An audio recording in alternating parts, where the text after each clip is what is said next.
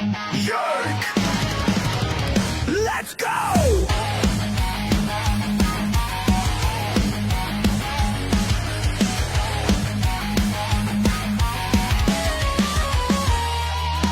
Cam's a shit kicker, 2 bombs in the lead. Soul Dragon Cougar's no time for fatigue. And he's a shit talker, stirring up the show. Never played a shift, but he's ready to... Welcome into the Chemistry Podcast, episode number 359. Let's go. Yoink.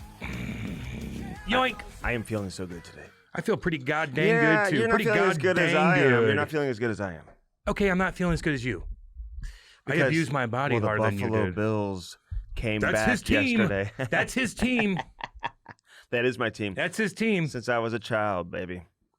It's like nostalgia, man. This is the final year in that building. They come back. They were down by 15 with 4 minutes to go. Dude, Josh Allen's a cool. And, Travis Henry fumbles after having just an amazing game. I mean, I know you love the college game, and college football is great. But there's nothing like a Sunday night football matchup with 2 heavyweights going toe-to-toe. No doubt. The only reason was Sunday is just I get up so early on Monday to where I can't really enjoy it. Saturday's fucking the best, man. These 2:30 games on Saturday, 11 o'clock games on Saturday. That's why Saturdays are my favorite happy cam day. Sunday, halfway through the day, I'm happy, yeah. Then I'm like, shit. I got to go to bed here soon, or I'll feel like dog shit, and Mondays are our longest day, so that's why. Don't you ever feel on a Saturday, Saturday afternoon, I can't sit around and watch TV all day, dude. I just can't. I have to be busy. I have to be productive. I got to be moving. I don't want to feel like I'm lazy and sitting around doing nothing. Well, I mean, I don't give a fuck. I had to do so much shit until I was 33 years old to where I feel like I'm in the chill zone now, dude. I don't want to do anything. Golf and watch football and watch hockey. That's kind of it. That's kind of it. You don't like to be outside? Yeah, sure, but I'm not forcing the issue, and I could just sit on my couch, go outside, hit some balls, come back in, do whatever. I like to take a nice hike or something like that. Or I don't have 3 kids. I don't want to leave my house. Oh. You have 3 kids. You want to get the fuck out of the house sometime. You abused your body this weekend? Yeah. Doing what? Drinking. Drinking. What does your body look like? If I opened it up inside. Oh, God. I don't know. It's not liquor, though, so, except for that one time. I can't do that. Can I give a shout-out to somebody real quick before we get going? Sure. The lady with the glasses at the Phillies game? No. We'll talk about her. What's her name? Fucking Karen. What a fucking weird. You're a weirdo woman. Okay. And you know who else is more weirder than you? Your nerd cuckold husband who sat there and didn't control you. Oh, her husband was there? I mean, looked like her husband. He's sitting there like, ooh, what's going on? My wife's, I don't know what she's doing. Yeah. Get control of your woman. Her hair was cool. I liked her hair. She looked the part. That look staged to me. She looked like a Karen. But you can't stage the home run ball. That's exactly right. Even the guy looked like an actor. He's like, ooh, and he had to sing, and he's like, bye, Felicia. Gave it to her right away. I don't blame him. Take it, you fucking psycho. Get the fuck out of my face before I kick your husband's ass. A few things real quick. I want to give a shout out to Ken Dryden. Oh, yeah, okay. Yeah, legendary. Yeah, my bad on that. I didn't mean to cut you off. My bad. Dude. I thought you were going somewhere where you were going to be annoying. Ken Dryden, 6-time Stanley Cup champion, Calder Trophy winner, NCAA winner, Conn Smythe winner. I mean, he was given like the Order of Canada. He was a politician. He's part of the parliament. How many cups? I think 6 in like 8 or 9 years, dude. No, give him whatever he wants. Whatever he wants. Whatever you want. The Order of Canada. Could you imagine being given awesome. the Order of Canada? Well, you got to do something. What does that mean? It means that you're a good hockey player. Is it a medal around your neck? Is it money? Probably a little bit of everything. Dude, he wrote books, like several books. Well, when you win 6 Stanley Cups, like, what do you expect? I'll read that. Goddamn right. It's like John Cena. I hear that he can speak Mandarin. He reads a book a day. Some people... He does speak Mandarin, and he's a pussy, too. Is he? Because, remember, he said something to the effect of... He called Taiwan, and then China got mad at him, and so he had to come out and do a fucking little video staring at the camera, speaking fucking Mandarin to apologize that he called Taiwan. What do you call it? Taiwan. They think it's part of China. Wait, so he called it Taiwan. Which you should. But he's supposed to call it Taiwan? Yeah, because he's under the thumb of the Chinese government because he makes a lot of money, and they were forcing him not to show his movie that he just had out in China, which probably makes him millions upon millions So upon China millions. pays him money? Yes. But I'm just confused. Like the basketball I'm player. confused. He said Taiwan. Taiwan! And it's pronounced Taiwan? No, they want to take over China wants to take over Taiwan. Oh. And they claim that it's still part of Taiwan's China. an interesting country. Look at every toy in the 90s. Is it, a lot of them are look from at Taiwan. every toy in the 90s and turn it over. It'll say made in Taiwan. Can we give me a map here? Like China is right. What? China. Ty says downtown Chinatown all Jesus the time Christ. now. Around the house. That's still okay. That's not. I'm is he just getting anything saying else from me? he's Is he getting anything a else? couple things. Oh I think, God. Actually. I think a couple of things. See, I'm not good with No, I know, dude. Keep them away from me. Yeah. They're not allowed to listen yet. He's just not like old enough. downtown Chinatown, son of a all bitch. over the place, dude. All right, dude. So if we have China, where is Taiwan? And what is Taiwan? Taiwan. Yeah. It's a smaller country. It's an island. But it's and not near- Japan. It's no, not Korea. It's near not China. It's near China, and it produces a lot of goods. And I think China claims that it's still part of them. I don't know. It's Made complex. in Taiwan. Made in Taiwan, everywhere you look. So anyway, John Cena, you brought him up. He had to come out and apologize to. So they didn't want China. him to even say the word Taiwan. Yeah, And Maddie, isn't that right? Something like that. what He was, pushed out like a what son was of he a bitch. crediting? What was he crediting? He was crediting who? Like Taiwan for I what? don't remember. Okay, so Don't- anyway, it's all good. I could have fucked that up somehow, but just something. Ken Go ahead. Dryden, Yeah. dude, he wrote like several books. Yeah. This guy was unbelievable. President of the Toronto Maple Leafs. I didn't know. Worked When in was that? broadcasting. Do you know he was the color commentator during the 1980 Miracle on Ice with Al Michaels? Oh, that's right. He's done a lot. That guy. A lot. Wow. Good thing you gave him a little shout out because Yeah. he's before our time, obviously. Yeah, but I tried to get him on, You know. over the course of the last little while, and he was dealing with some sickness. They kept it very private. How old? Or how old was he? I when he want died? to say like 80? 60s. Oh, late 60s maybe? Okay. Late 60s? I don't know. I think he'd be older than that, right? I don't Let's know. double check that. But who's our boy, Larry Robinson? Yeah. Like, he came out and said some things, and That's our boy right there. We love Larry what do you Robinson. think Larry Robinson's in his 80s? He doesn't look like it. None he of still these looks guys goddamn do. good. Yeah, they look good, man. A lot of those old time hockey. God, I saw Ron Francis in Seattle. No, we were in Montreal, and I saw him because the Kraken were there. And he walks in the hotel. I go, he looks like he's fucking 35 he's years like old. a model. That guy. And I look at myself in the mirror, and I'm like, yeah.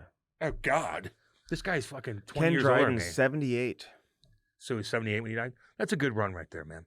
You almost get to 80 years. That's a Really? good run. You think that's a good run? I don't know. If I live to 78, I'm gonna be happy. I feel like I'm gonna be 110? Maybe. Yeah, I think you are. Maybe. You're gonna see your kids' grandkids. Welcome into the Chemistry Podcast, episode number 3,500. I won't be here. Andy's starting to look for that new. Andy's starting to look for that new partner already. I Yeah. mean, I ain't gonna be here. You know that. You know what I mean? So, oh my God. I'll be doing it with Ty. Yeah, have Ty take over. He could do all the Chinatown and all that stuff. No. Oh man, that's not good that he listens. And Okay, you so need to figure that out. So all right, let's set the scene in Philly because this ball, like you said, was hit right to her feet. Now I really felt like he came over and stole the ball. Yeah, from but her. listen, there's unwritten rules about what you can do and you can't do. Mhm. If it's in somebody's hands and you rip it out of their That's hands, not that's a good. no-no. It wasn't in her hands. It was was right in at front of her. It was the row in front of her. It was the row wasn't in even front of on her row at her feet. And even if it was, and you snag it, you snag Yeah. it. You know what I mean? Yeah, you snooze, you He- lose, man. It's His a kid was- race. no shit. His kid was there. It's his birthday. Look, am I going to run over and do that? And maybe if I had kids, I would to give it to him. But what the fuck does she want the ball for? Like, what do you want? You psychopath. So there were some reports out there that she worked for a school district in New She does. Jersey. No, I think they came out and said, actually, the superintendent of the school district was hilarious. He said, no, if she worked for us, she would have caught the ball with her bare hands. She doesn't work for us. Oh, that's interesting. Yeah. Because I heard she got fired, and I heard that wasn't true no. either. And then, which you don't want. And then there were some other reports that came out that she was affiliated with An something. idiot? Oh, no, actually identified her by name, and that person came out and said, even though I wish I was as fast and as thin as her, it's not me. And so Oh, these no. people who are being accused are actually Yeah. have a real funny sense of humor about she it. just looks so. I mean, you could look at her and be like, "Yeah, you would do something like that." Oh, They yeah. have a look to them. These What's people. the look? The dykey hair. Oh my god! the I don't even know if you can say that. What? Dykey? What? I Yeah. can't say that. Can you say Why? that? I don't know. Not there's anything wrong with that. Mhm. But you have that haircut and then butchy. Oh god! Butchie. That's It's butchy. That might be the Is that the better? Is that way to more say tame? And then they have the Rachel Maddow, Mark Cuban, dark, thick glasses. They and then You think Mark Cuban looks like a Karen? yeah, He does. for sure. Joe Scarborough, those kind of guys. They all look the same. They all think the same. Uh-huh.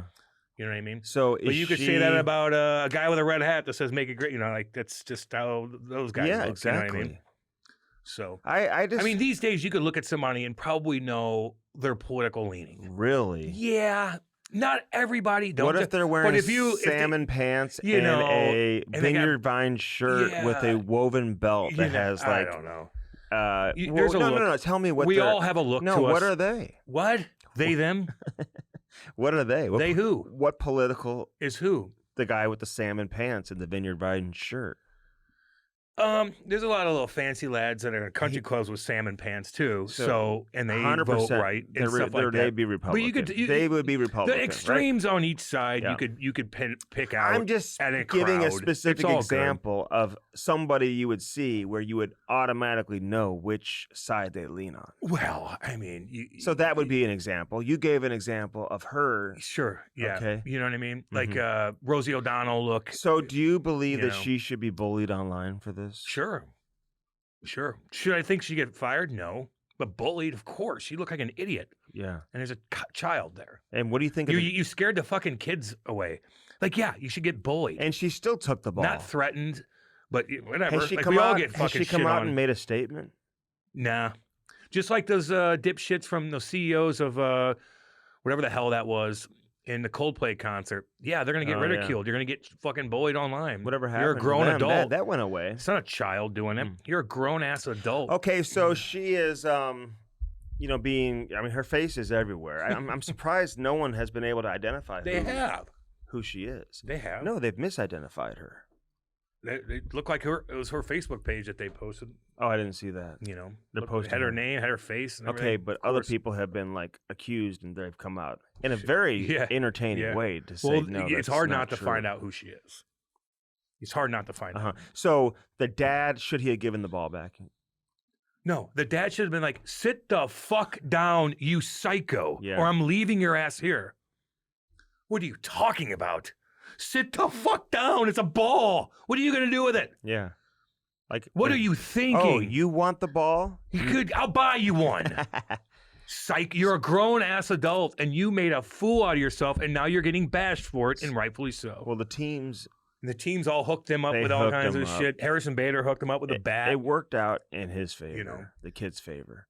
At the end of the day. It looked like a YouTube How skit. did the It just, oh, right? I mean, the guy, 1000%. he looked like an actor, like the way he was doing things. Listen, what I say looked about apart, the you know. jersey wearers at the games, man. Some everybody wears jerseys. dude. females don't always wear jerseys. Yeah, sure they do. You go to Cardinals games, they have jerseys on. Yes, yeah, they do, okay, Andy. okay. Don't. I'm just saying. I'm not. Why can't they wear jerseys? They can. Hockey jerseys are different. I see a lot Well, of what's the hockey difference? jerseys. I see a lot of football jerseys. Exactly. So what are you talking about? I don't see a lot of women wearing baseball jerseys. Sure you do. They? At a Cardinal game, I see it all the time. Okay. Yeah. I see more like. Are they not allowed to? Red shirts. Are they not allowed to? No, they can. I don't see too many. Well, it's uncomfortable. I see like a red shirt. Usually women. I look at it from my own personal maybe perspective. I don't think my wife has a jersey. She would wear something Either. red. She would wear a red T-shirt. Yeah. Yeah. Yeah. Because women don't want to be uncomfortable, and Red- they want to look kind of. It's not sexy wearing No, a jersey. red tank and top or girls want to something, look yeah. more, Right. So for I'm sure. just- That's Okay, so I don't maybe, even like wearing a maybe there jersey. are more women wearing jerseys at games. I always thought maybe it was a kid's. You ever wear a jersey to a game? Hockey jerseys are uncomfortable to wear too. Yeah. I mean, they all are. I never. Yeah, but you're inside a rink and whatever. Yeah, and you're warm. Mhm. It's colder. Yeah. So I don't wear fucking. I wore. Football jerseys too. I don't know if I'd be wearing a football I threw jersey. I threw the first pitch out one time for the Cardinals. I wore all black, and I got chirped for it like no other. Really? They all chirped me, dude. And then somebody did a thing, and they That's your chirped favorite me. color. I wore all black. Why can't you do that? Fired my you agent- should have fired my wore. agent that night, You too. should have wore red. Yeah. Uh huh. And then one Why time, did the agent tell you to wear black? no, he told me Oh. to wear Cardinal stuff. Oh. And then I was seen at a Cardinal game with a Yankee hat on because it matched my outfit I had on, and I got fucking bashed for that too. I'm like, geez, like, all right. I don't think you remember 2004 when the Red Sox were here, where Big Walt wore like a Red Sox or a Patriots or something. Yeah, and I think I and remember he got followed to the bathroom and shit. Fans were going crazy. You know, but he was from Boston. Yeah. And the Red Sox had never won a World Series. Since like way back the Bambino, remember? Yeah. So like all that was going down. But I think if he had to do it all over again, and if it was you're gonna wear Cardinal. This guy is a Cardinal. He's a St. Louis guy now. But whatever. Trust me, the fans in St. Louis aren't like that. By the way, they're not gonna follow him in there and beat him up or anything. They're probably gonna chirp a little bit. People in St. Louis are pretty cool fan base, Blues and Cardinals. Like they're crazy online chirping a team. You never know. But I never see any fucking craziness like that. Devils Rangers, whoo, a lot different. Dude, those fucking fights all over the fuck. When was the last time you really saw a fight in a Blues game? Did you see that woman? Just blood all over her face at a Texans game, Texans versus Rams. What happened? I don't know what happened to her. There's fights. There's fights in these NFL stadiums, dude, in the stands. I don't like watching football live anyway. I don't. It's boring as hell. It is, but for me it is, dude. But it isn't if you're in the right environment. You go to an outdoor game in Buffalo, outdoor game in Kansas City. God awful. You go to a real environment. Don't like it. Your only reference is going to Rams games when it was really boring. That was brutal. The dome was such a dump. And when they were really good, man, when they were the greatest show on turf, I went to every one of those home games. It was an unbelievable environment. Yeah, I just watching football live. It's not. I like to watch. Oh, TV. dude, it's not. If I had the option, God, I want to be. But at home. I will say, going to a game where it's like in Green Bay or something like that, dude, you can't beat it. Fuck that. I went to a Giants Why game. do you say it like that? You wouldn't want to go. Fucking freezing okay, cold. outside of that, I'm just saying, this past weekend fun. it wasn't. It's an experience. I've already experienced it and I didn't like it. You went to Green Bay? No, I went to Giant Stadium in fucking the wintertime. And literally, there's a guy passed out in front of me, and his beer is slush, and he's like puking on himself. And we tailgated and had a huge van. I was miserable, man. Mm-hmm. I was miserable. Yeah, Never but you're gonna not do that a again. fan of the Giants. I'm not a fan of even like I like Mizzou, watching Mizzou, but I don't even want to go down there. No, I want to watch it home. I got asked to go down to the game this past weekend. Yeah, so did I. And there was like a bus going down, which I don't want to do the bus to begin with. Oh, man, okay, but we could have gone separate. Cars. And I actually thought hard about it, and I was like, oh, it might be fun, Saturday afternoon. Yeah, it's a beautiful day. The weather's great. I don't know. I'm different now, man. College bars have changed. I was talking to a guy who went down there. He was like, packed everywhere. It's like, dude, this one bar was charging $50 a cover. Yes. $50. You hear about that? Yeah. Oh yeah. Yep. They jacked that right up. 50 fucking, and people will pay that. What college kid can afford that? It's for the people coming in. I know. It's for the alumni and whatever. No, it's for like the parents that come That's down what with I mean. their kids. And the alumni exactly. And they're like like, I'll pay to go in here and get the experience. Fuck that, dude. I'm not waiting in line. Better get free drinks. I am the a rest fancy of the night. lad. I am a fancy lad now, man. I don't want to be around that many people. Mm-hmm. Like, I don't know. You know what I mean? Yeah, I don't. I like to be. I'm with you. I just feel like if you're in the right environment, I think it's a different. Tell me what the right environment is. Buffalo. Somebody like, you take a jet somewhere and then get picked up in a huge limo and then like, okay, dude. Some of these places though, they have. I see these food critics on YouTube that are huge, and they're like, hey, this is what $50,000 gets you. All exclusive in some of these new facilities, football stadiums, and you have fucking chefs out the wazoo. You have all this different stuff. You're sitting in a lounge. $50,000 for the season? No, I think per person. No, or 25,000 for the whole year, right? Nah, per game. I think it's per game. No. This is incredible what they have. And you're right behind the end zone, and it's fucking catered. It's really cool. I think it's really, really expensive. It could be the Raiders now. Yeah, I'm sure it is. I mean, some of these newer stadiums, SoFi Stadium, something like that. Yeah. Or yeah. I'm watching. Yeah, I'm watching that's what I'm talking about. The coach hand out the game balls. I used to love when the coach comes in and hands out the game balls, man. Yeah. And you get a game ball. How many you got? You got all those stickers. I mean, you just come out and it's one of the biggest privileges you can have in ball, man. You get a game ball. Game ball. So Andy Strickle.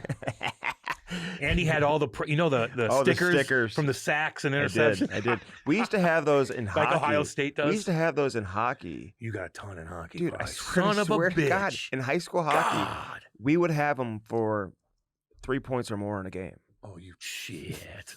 Decorated girl helmet. And you talk about intimidation. Holy man, God. Like, look at this guy. How many stickers you got? I got 20. So anyway, That's funny.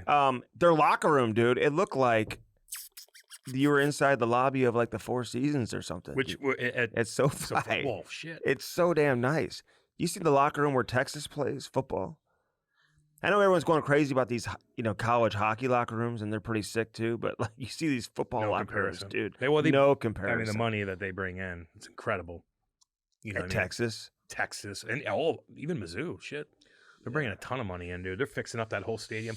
But yeah, this weekend in St. Louis was fantastic. You could not ask for fucking better weather. It's gonna get a little hot now, but God, it was nice, man. I'm in my first member guest tournament this weekend, and I'm a little nervous about it. I can't believe somebody would ask you to come do that. Because I'm a 25 handicap. So what does that mean? That means I get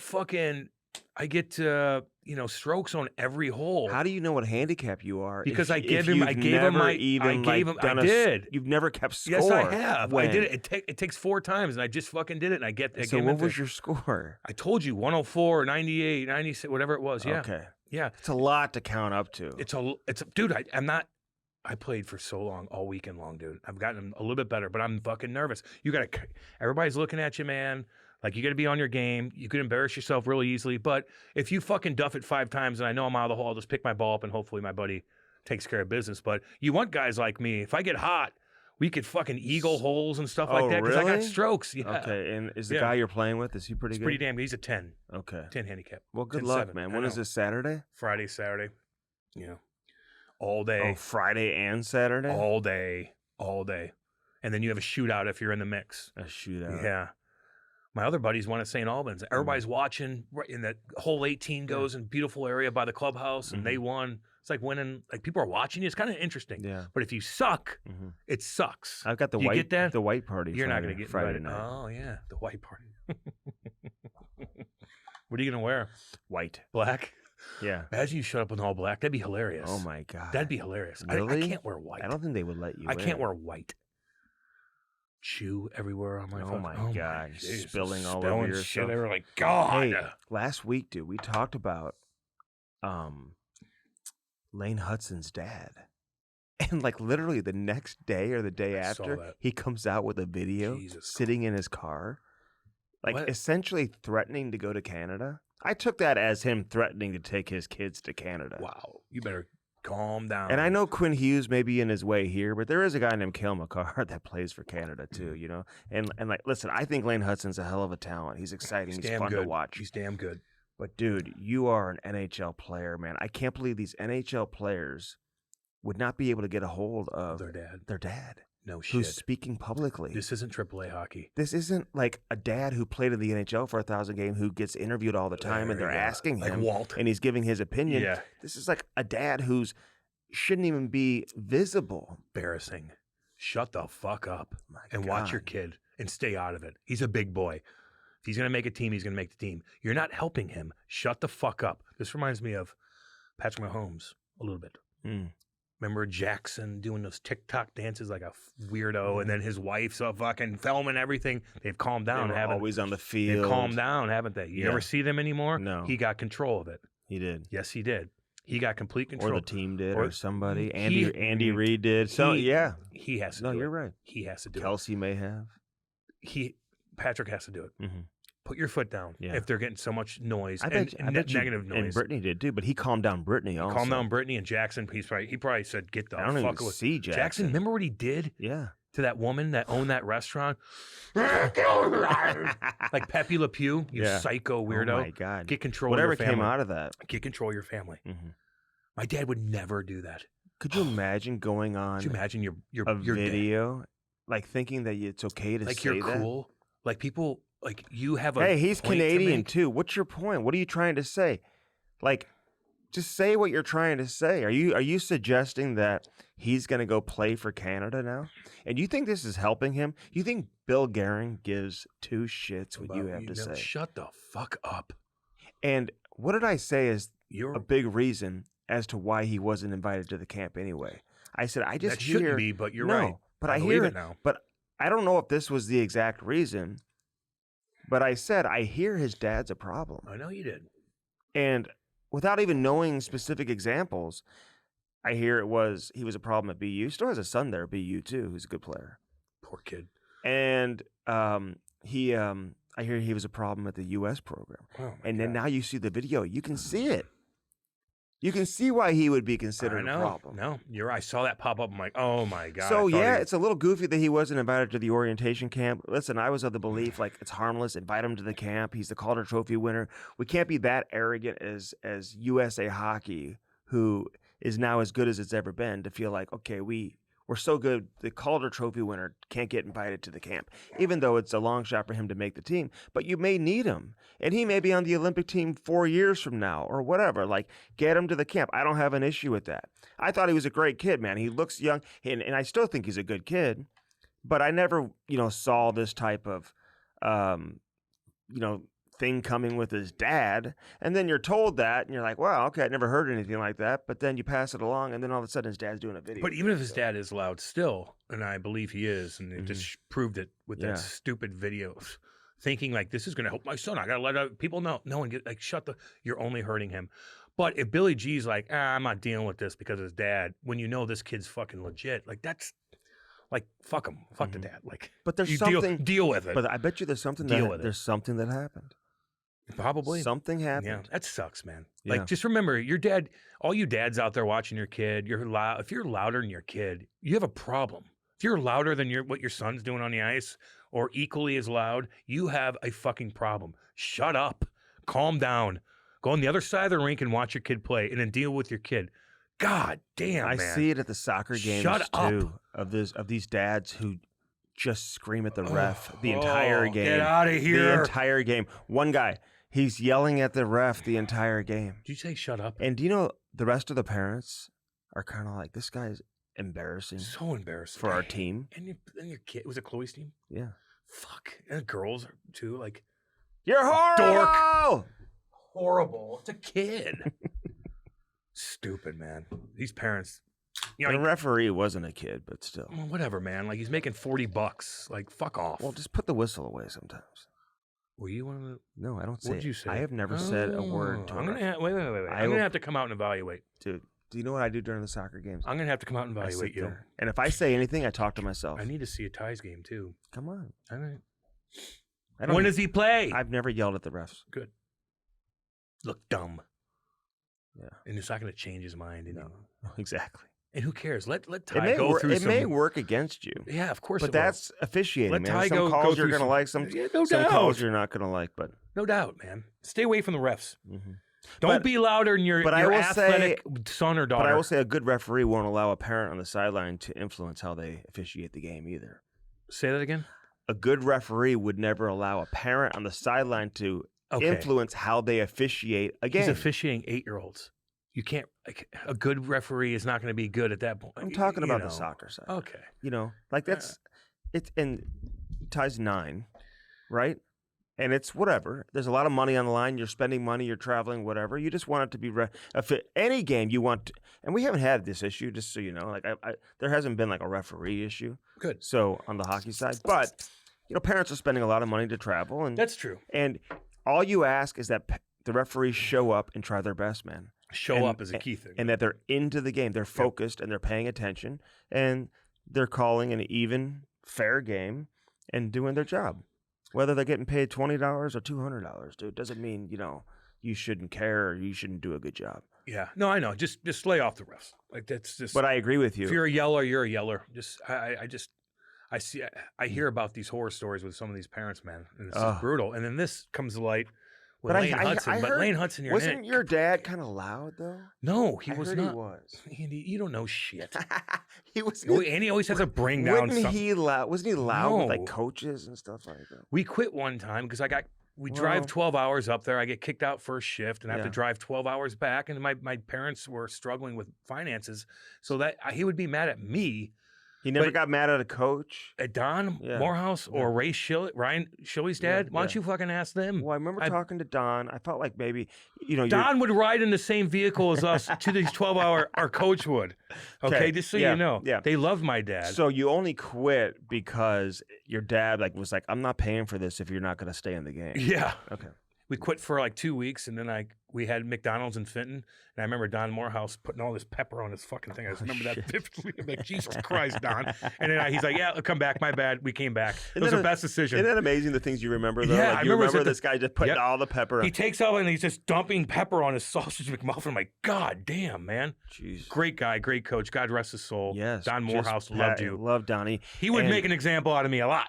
Mm-hmm. Always. I'd have to do the crawl in front of everybody. Yeah. So I'd be a smart ass sometimes and whatnot. So, but no, my dad was not loud. My mom and dad were great fucking, the first ones to have a kid make the NHL from St. Louis. Yeah. My parents were the first, and they didn't put me in a jam. They did everything right that they were supposed to do. Damn right, man. I couldn't even play a game unless I talked to my dad. And I remember being like 2 seconds before we were supposed to go out there, I had to run in the locker room, fucking call him real quick and say, love you, go. Really? Yeah, boom. I had it, or I'd be so rattled. You couldn't talk to him? What if he was at the game? No. I mean, I needed to talk to him right before I went out. It just something, he'd pump me up. Your entire life? My entire fucking life. I always have to find a way to talk to my dad. Now, in juniors, I couldn't do it. But once I got a cell phone, I would call him How would you do it when you were a young kid? He'd sometimes be there. Oh. You know what I mean? Yeah. He'd be there. Yeah, so it's a different story. But when I'm leaving and I live in a different place and I haven't seen him, he'd have to give me a little pump-up speech. What would he tell you? You're the biggest, you're the toughest, you're the strongest. Go play like it. That's it. Sometimes I feel less is more. It's all it is. You're the toughest. Go do it. I'm like, okay.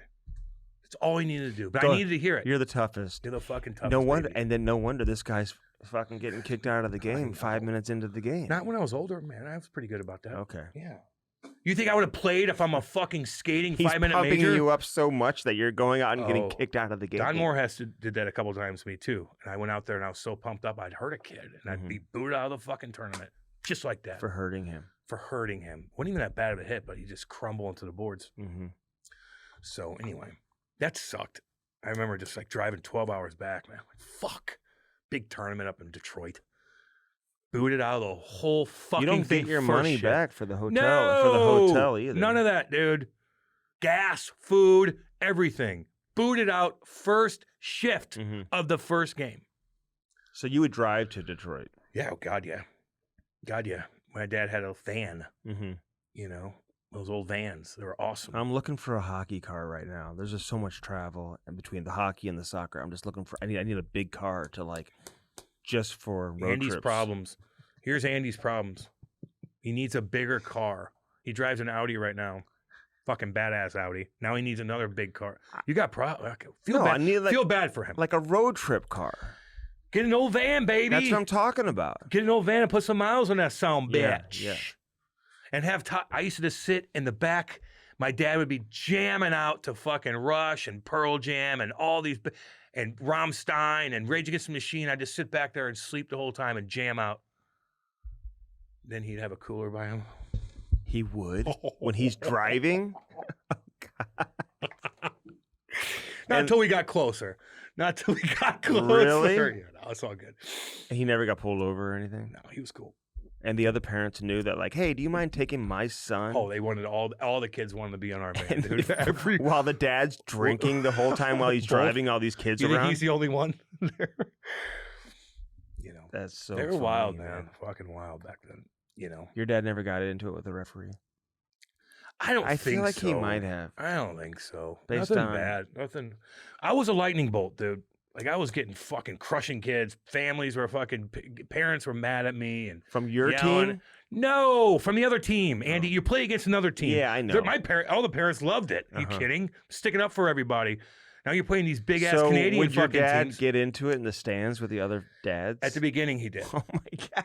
See, I'm getting to the bottom of this. I mean, this is why. Again, this is how we get to the bottom. You have to ask follow-up questions. Well, they were fucking threatening me. So all you journalism students, imagine if somebody. Yeah, he said no. Everything was great. Now we're getting to the bottom of it after you ask a couple questions. You see how that works, Maddie? I mean, at Maddie's first not listening to you. He only listens to what I have to say. No, and then it's now we're getting to the bottom of it. You said yell at refs. I said no. You said yell at a coach. So I said he's no. fighting with And you the- said, has he gotten interactions with other parents from other teams? Well, yeah. Okay, so- because they're all over So me. what happened? I would do something, Uh-huh. you know, the bully or whatever you want to call it, because I was, God, crushing these kids. And you're a demon. My dad be like, shut up. Like, shut up. That's why he had to sit with all the other dads away from everything. He did. Just so they could He would just sit with the other dads Yeah. or by himself.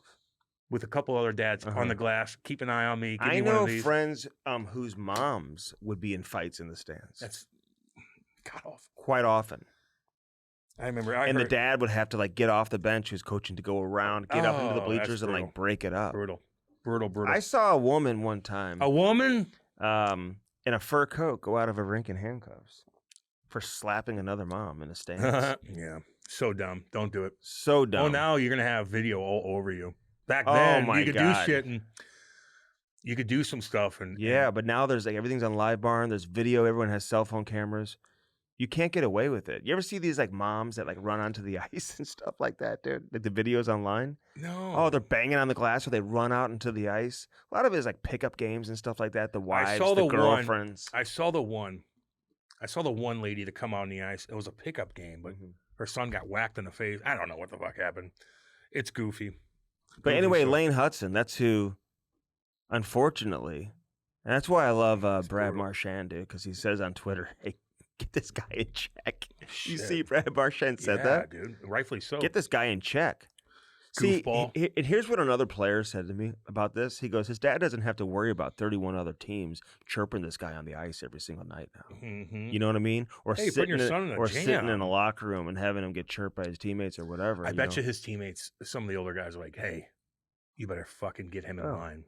I Get bet your you fucking dad." I in bet you line, Jeff dude." Gordon and Kent Hughes I know. And Marty, are like, we don't want to hear from you ever. Marty St. Louis. are you out of your? He doesn't play around with that crap, No. dude. Marty, don't play. Your dad's doing interviews. and Your can- dad's you know, louder. just focus on the Montreal Canadiens. Calm right now, down. okay? You better calm his ass down. You know what? You play great for us, And the only guy- you're going to end up putting that USA jersey back on. Now you don't. Now you're threatening to basically. You're threatening USA Hockey to go to Canada because you're not getting your own way for the orientation camp. Man, Not the best way to handle it. No, it's not good at all. So he's got it. Lane's the one that has to do it though. Like you can't have somebody call Lane's gonna be like, "Dad, I love you, but you better shut the fuck up. Mhm. If I fucking see another video from you in your goddamn car talking about anything that has to do with me, I'm gonna I'll never talk to you again. I'll never let you can put your foot down, dude. Fuck you. Mhm. That's what you gotta do. That's the only way he's gonna listen. I don't know, man. Spending your money and you better get an education out of that because you're gonna be in debt for a little while when you get out of college, and you're gonna be like, I can't wait to get a job after college, and you don't.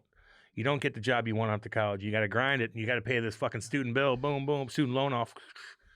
Little wake up call, man. A lot of these kids are getting wake up calls. Like I went to this. What did I do for the past 4 years? Some I'm of in these- debt now. I can't get a job. Some of these schools are so expensive. Some of these majors, they go to college and they major in something that like, okay, Gender studies. You just spent like $200,000 on an education, and what do you? nothing. What's this degree going to do for Exactly. you? Exactly. Happens all wake up call. I'm going to get a job. I'm going to have this. No, you don't. Like, I understand if you go to law school Yeah, or no if doubt. you get a finance degree. Sure. You know, But if you're getting a degree in like something that really doesn't require that degree to go work in Dude. that industry, why are you spending all that money? I understand you want to go have fun, you want to have college, but like go to college, but get a degree in something funny. that you can utilize. Man. I work with all these kids, you know, they go to Mizzou journalism school. And I'm like, and then they get out and they want to be on radio and stuff like that. And they spend $50,000 a year. And I go, what'd you learn? Because I didn't go to school and I Mhm. went right into radio right after hockey. Figured it out pretty quick. But like, I go, what'd you learn? They're like, nothing. I go, Dude. you went to Swimmie. You went to school for 4 fucking years, $50,000 a year to do what we're doing now. And I ask you, what the fuck did you learn from college? And you can't give me anything? What is that? Yeah, but like I learned a lot in college, Like going to what? journalism school, dude. And like when I came to work at like a pretty like sophisticated radio station, for KMOX. example, where you had to write in broadcast style, and Writing's you a had different to do a story. lot Yeah, of this I type of see. shit. Like, learning frequency and all that type of stuff. There's just a lot of stuff that you Define that. I'm just saying. Seriously. You're learning frequency? No, but like that's what you fucking no, learned? but I'm just saying Learning to write. Learning how to write. That's a different learning story. how to speak and broadcast That's style. Like I think is, nothing against certain radio stations, but it's not really the reality of kind of like of the experience of working at a big corporate station or whatever. You know what I'm saying? Well, there's somebody's writing for you then, but I just like you learn to write. Like, okay, you couldn't figure that out anywhere else. I don't know. I don't know. I don't know, man. I think I'm you just get reps. I mean, working for a student-run television station or student-run radio station where you learn how to operate a camera, you learn how to run a board, you learn how to do things before you get to, to allow you to go get a job and then know what you're doing when you do get the job. You know what I'm saying? I'm just saying. Now, man. it's not. I'm with you, man. If you've got the talent, then you don't You'll make it. You don't need to necessarily have a degree to do that. And you don't have to go to a 4-year college to go take broadcast classes. You can take classes at different places. Or online. Right? I just found that for me, I was so into it. I knew what I wanted to do from a very young age. That's another thing. You knew what you wanted to do. And I was so into those classes that I felt like I learned a lot in college. I had some really good professors. I had this, we have different interns come in and out of the station, right? And this girl came in, and she's like, I went to school, like, I want to be on TV, blah, blah, blah, blah, blah. I want to be a Cardinals, broadcaster. I want to be a Cardinals, whatever. And we're sitting, and she sits in on our show, and she didn't know who Jimmy the Cat Hayes was, who's on TV for the Cardinals for the past 25 years every single night. Didn't chime in on any Cardinal stuff. Doesn't watch the games. Right. Like, you're going to go, you got to watch the sport, girl. Like, it's not easy to do. You're going to go in there and interview these guys and not even know, you don't even know who Jimmy the Cat Hayes is? Right. And you're like almost out of, geez, like, okay. I know. This is what I think people want to be something, but they don't know how to get there. I think that's where parents can come in handy and like lead your kids down a road. There it is. That they're going to be successful. Like, you sure so you want to be a car? Okay. Yeah. Well, are you watching the games? Yeah. Well, no. Okay. Yeah. Let's start there. Yeah. You got to start there. You're going to come in fucking with not knowing anybody on the team, not knowing how to do it. You don't even watch the games. Yeah. That's like number one. So anyway, I think kids are confused on what they want. They don't know. I knew exactly what the fuck I wanted. You knew what you wanted. But that's not the case for a lot of kids. I think they're just kind of like, I don't know. We'll figure it out when I go to college. And then they don't figure it out until their college is over. How about Ryan Clark? He's a fucking sit down. I didn't like what he said to the one guy. He's like, he's so cocky and arrogant. And he's like, it's like me saying to you, like, you didn't play. You don't know how to, you didn't play. You can't have a comment on it. The game has, I don't think Tulski presents himself like, I'm going to break down a 2-1-2-4. No. Exactly right. He's not trying here's what you need to do on a he's power not play. trying to pretend to be that guy. No, he's like, these are the numbers. I think he's like, I'm an analytics guy, and I'm going to use my analytics to. Here are the numbers. I'm going to crunch them down. And I think to an extent, maybe a lesser extent, Dubas is like that too. Yep. But I think he fashions himself as a talent evaluator also. Well, he's been around the game a long time. So, and when I say I've had players tell me that, I two names come to mind. Yeah, but not many players. No, fucking do two. That to you. Yeah. And they weren't active players when they said. Actually, one was an active player. Who were they? Kelly Chase used to tell me that. Chaser, what's up, baby? Chaser, what's up, baby? So, woo! Just know. God dang right, Chaser. So just know. That is fucking funny. But just know. I knew that was so. Just know. So funny. All you athletes out there, Chaser. When you say that to somebody, you look and sound like Ryan Clark. Yeah. And that's the I agree. That's the perception and that's the reaction. If the general public would hear you say it, you're talking about a lot of different people, right? So I don't mean to throw that out in certain situations. Yeah, though. but I don't mean to call him out and like you had me do that. Maybe we'll take that out. But no. But I would have said that anyway. But it's like he would admit it.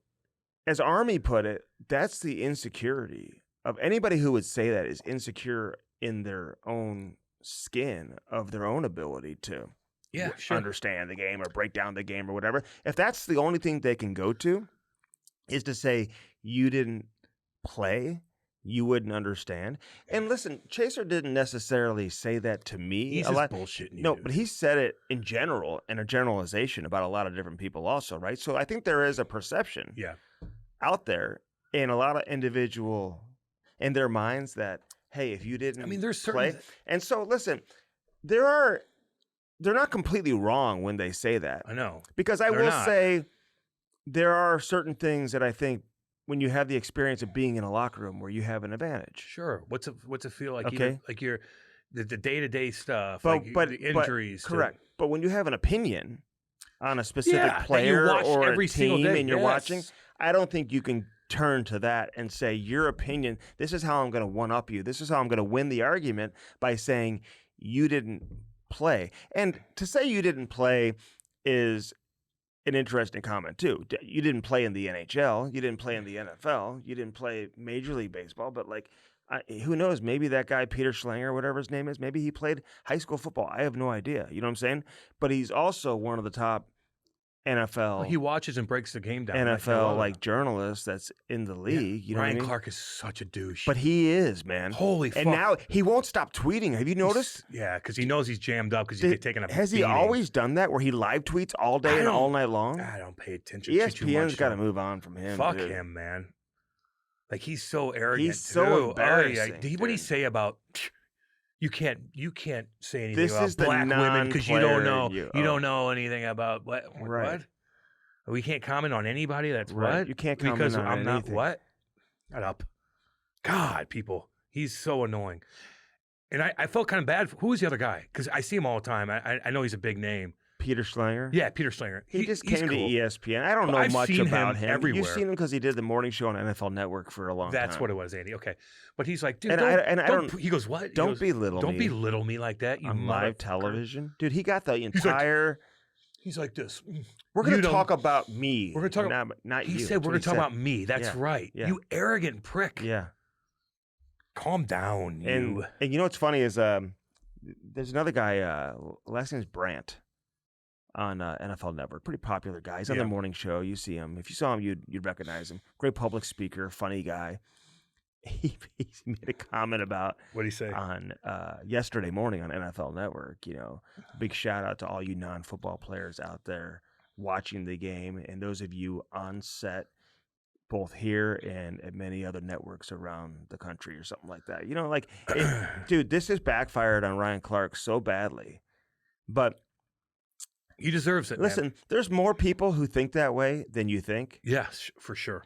More athletes? Oh my God. 100%. And so Ryan Clark, by 100%. him saying that, as much criticism as he's taking publicly, I guarantee you he's getting a lot of text messages and people internally who are in his player fraternity who are Maybe like, you're right. tell Yep. that guy to shut the fuck up. He doesn't know. They weren't in the locker room. They weren't on the field. What were they talking about? Because because listen, I'll give you an Mhm. example.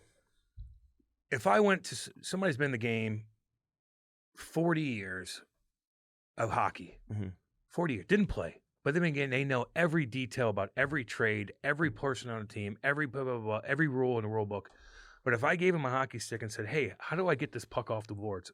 What would you do? They wouldn't know. Mhm. Show me how to sauce pass real quick. Mhm. So like, you got them right there if they don't know what the fuck to do with. Right. But they could break a game down, and that's a lot, man, because you're watching games. And they may not be able to. I mean, But I'll be like, here you go. Yeah. Here, show me what you would do here, and they wouldn't know what to do. I remember at NFL training camp, and I'd run a hot route sometimes. You know, they tell me they run the hot route. Don't And- annoy the people. Okay, listen, but like the media, they would have the media come out and try to field punts or catch balls and stuff like That's that. the best. And it would be hilarious, That's dude. what I mean. And so there are a lot of non-athletic media people, specifically on the baseball You side. think? Specifically on the They baseball don't even know side. how to throw a ball. I've seen NHL prominent names, media people throw out the first pitch and not be able to throw a baseball. Or they write about baseball for 50 years, and you give them a ball, and They they throw can't it like throw it. Obama, or if Fauci Dude. did. Way worse than Obama. Yeah. Like Is that how Obama threw it? Yes. With his man jeans. Mom jeans. Mom jeans. And he's like this. Yeah. Like a shot put. I don't remember that. But Obama's not claimed to be an athlete. No. Or brags about, like he does this. He doesn't make a living ridiculing professional athletes. Exactly. but other people do. Mhm. Here, throw this to me. Yeah. And they can't do it. It's like, yeah, I know you watched the game, but God, like, you don't even know how to throw a fucking ball. You I talk know. about this all day long. You I can't know. even throw it. Interesting. So, I know. but Ryan Clark's a dick. and dude. listen, it's all good. And we've all have It's worked with a lot of people who try to break down the game and don't know the game. And How about that one chick? Did we like, talk about that? I remember Chris Pronger when he it was the most angry I've ever seen him in my life, dude. He was so mad when he tore his ACL because we talked to him about this. He tore his ACL because Steve Yzerman Went low caught him low. Yeah. And it was written in the paper the next day that Pronger was out of position, running out of position. And he went crazy on the person who wrote that. I bet you he's one of those that says that too. I bet you a lot of them say that. More than you think. And they're not always wrong, No. okay? No, they're not. Because a lot of media people may have a opinion that would be different if they did play. Exactly right, Andy. You know what I mean? Exactly right. But I don't think you can lump every media person in that category. Yeah. No, especially who Ryan Clark was talking about too, who's Yeah. been in the game a long time. Dude, he's on ESPN. Come on. Like, he's getting paid millions of dollars to break down exactly. football. He knows. And you're and he looked so smug. You know what the conversation was? Belittling so bad. Like, get out of here, peasant. So That's what he looked like. So AJ Brown, I think he had one catch for the Eagles. It was after the Eagles-Cowboys game.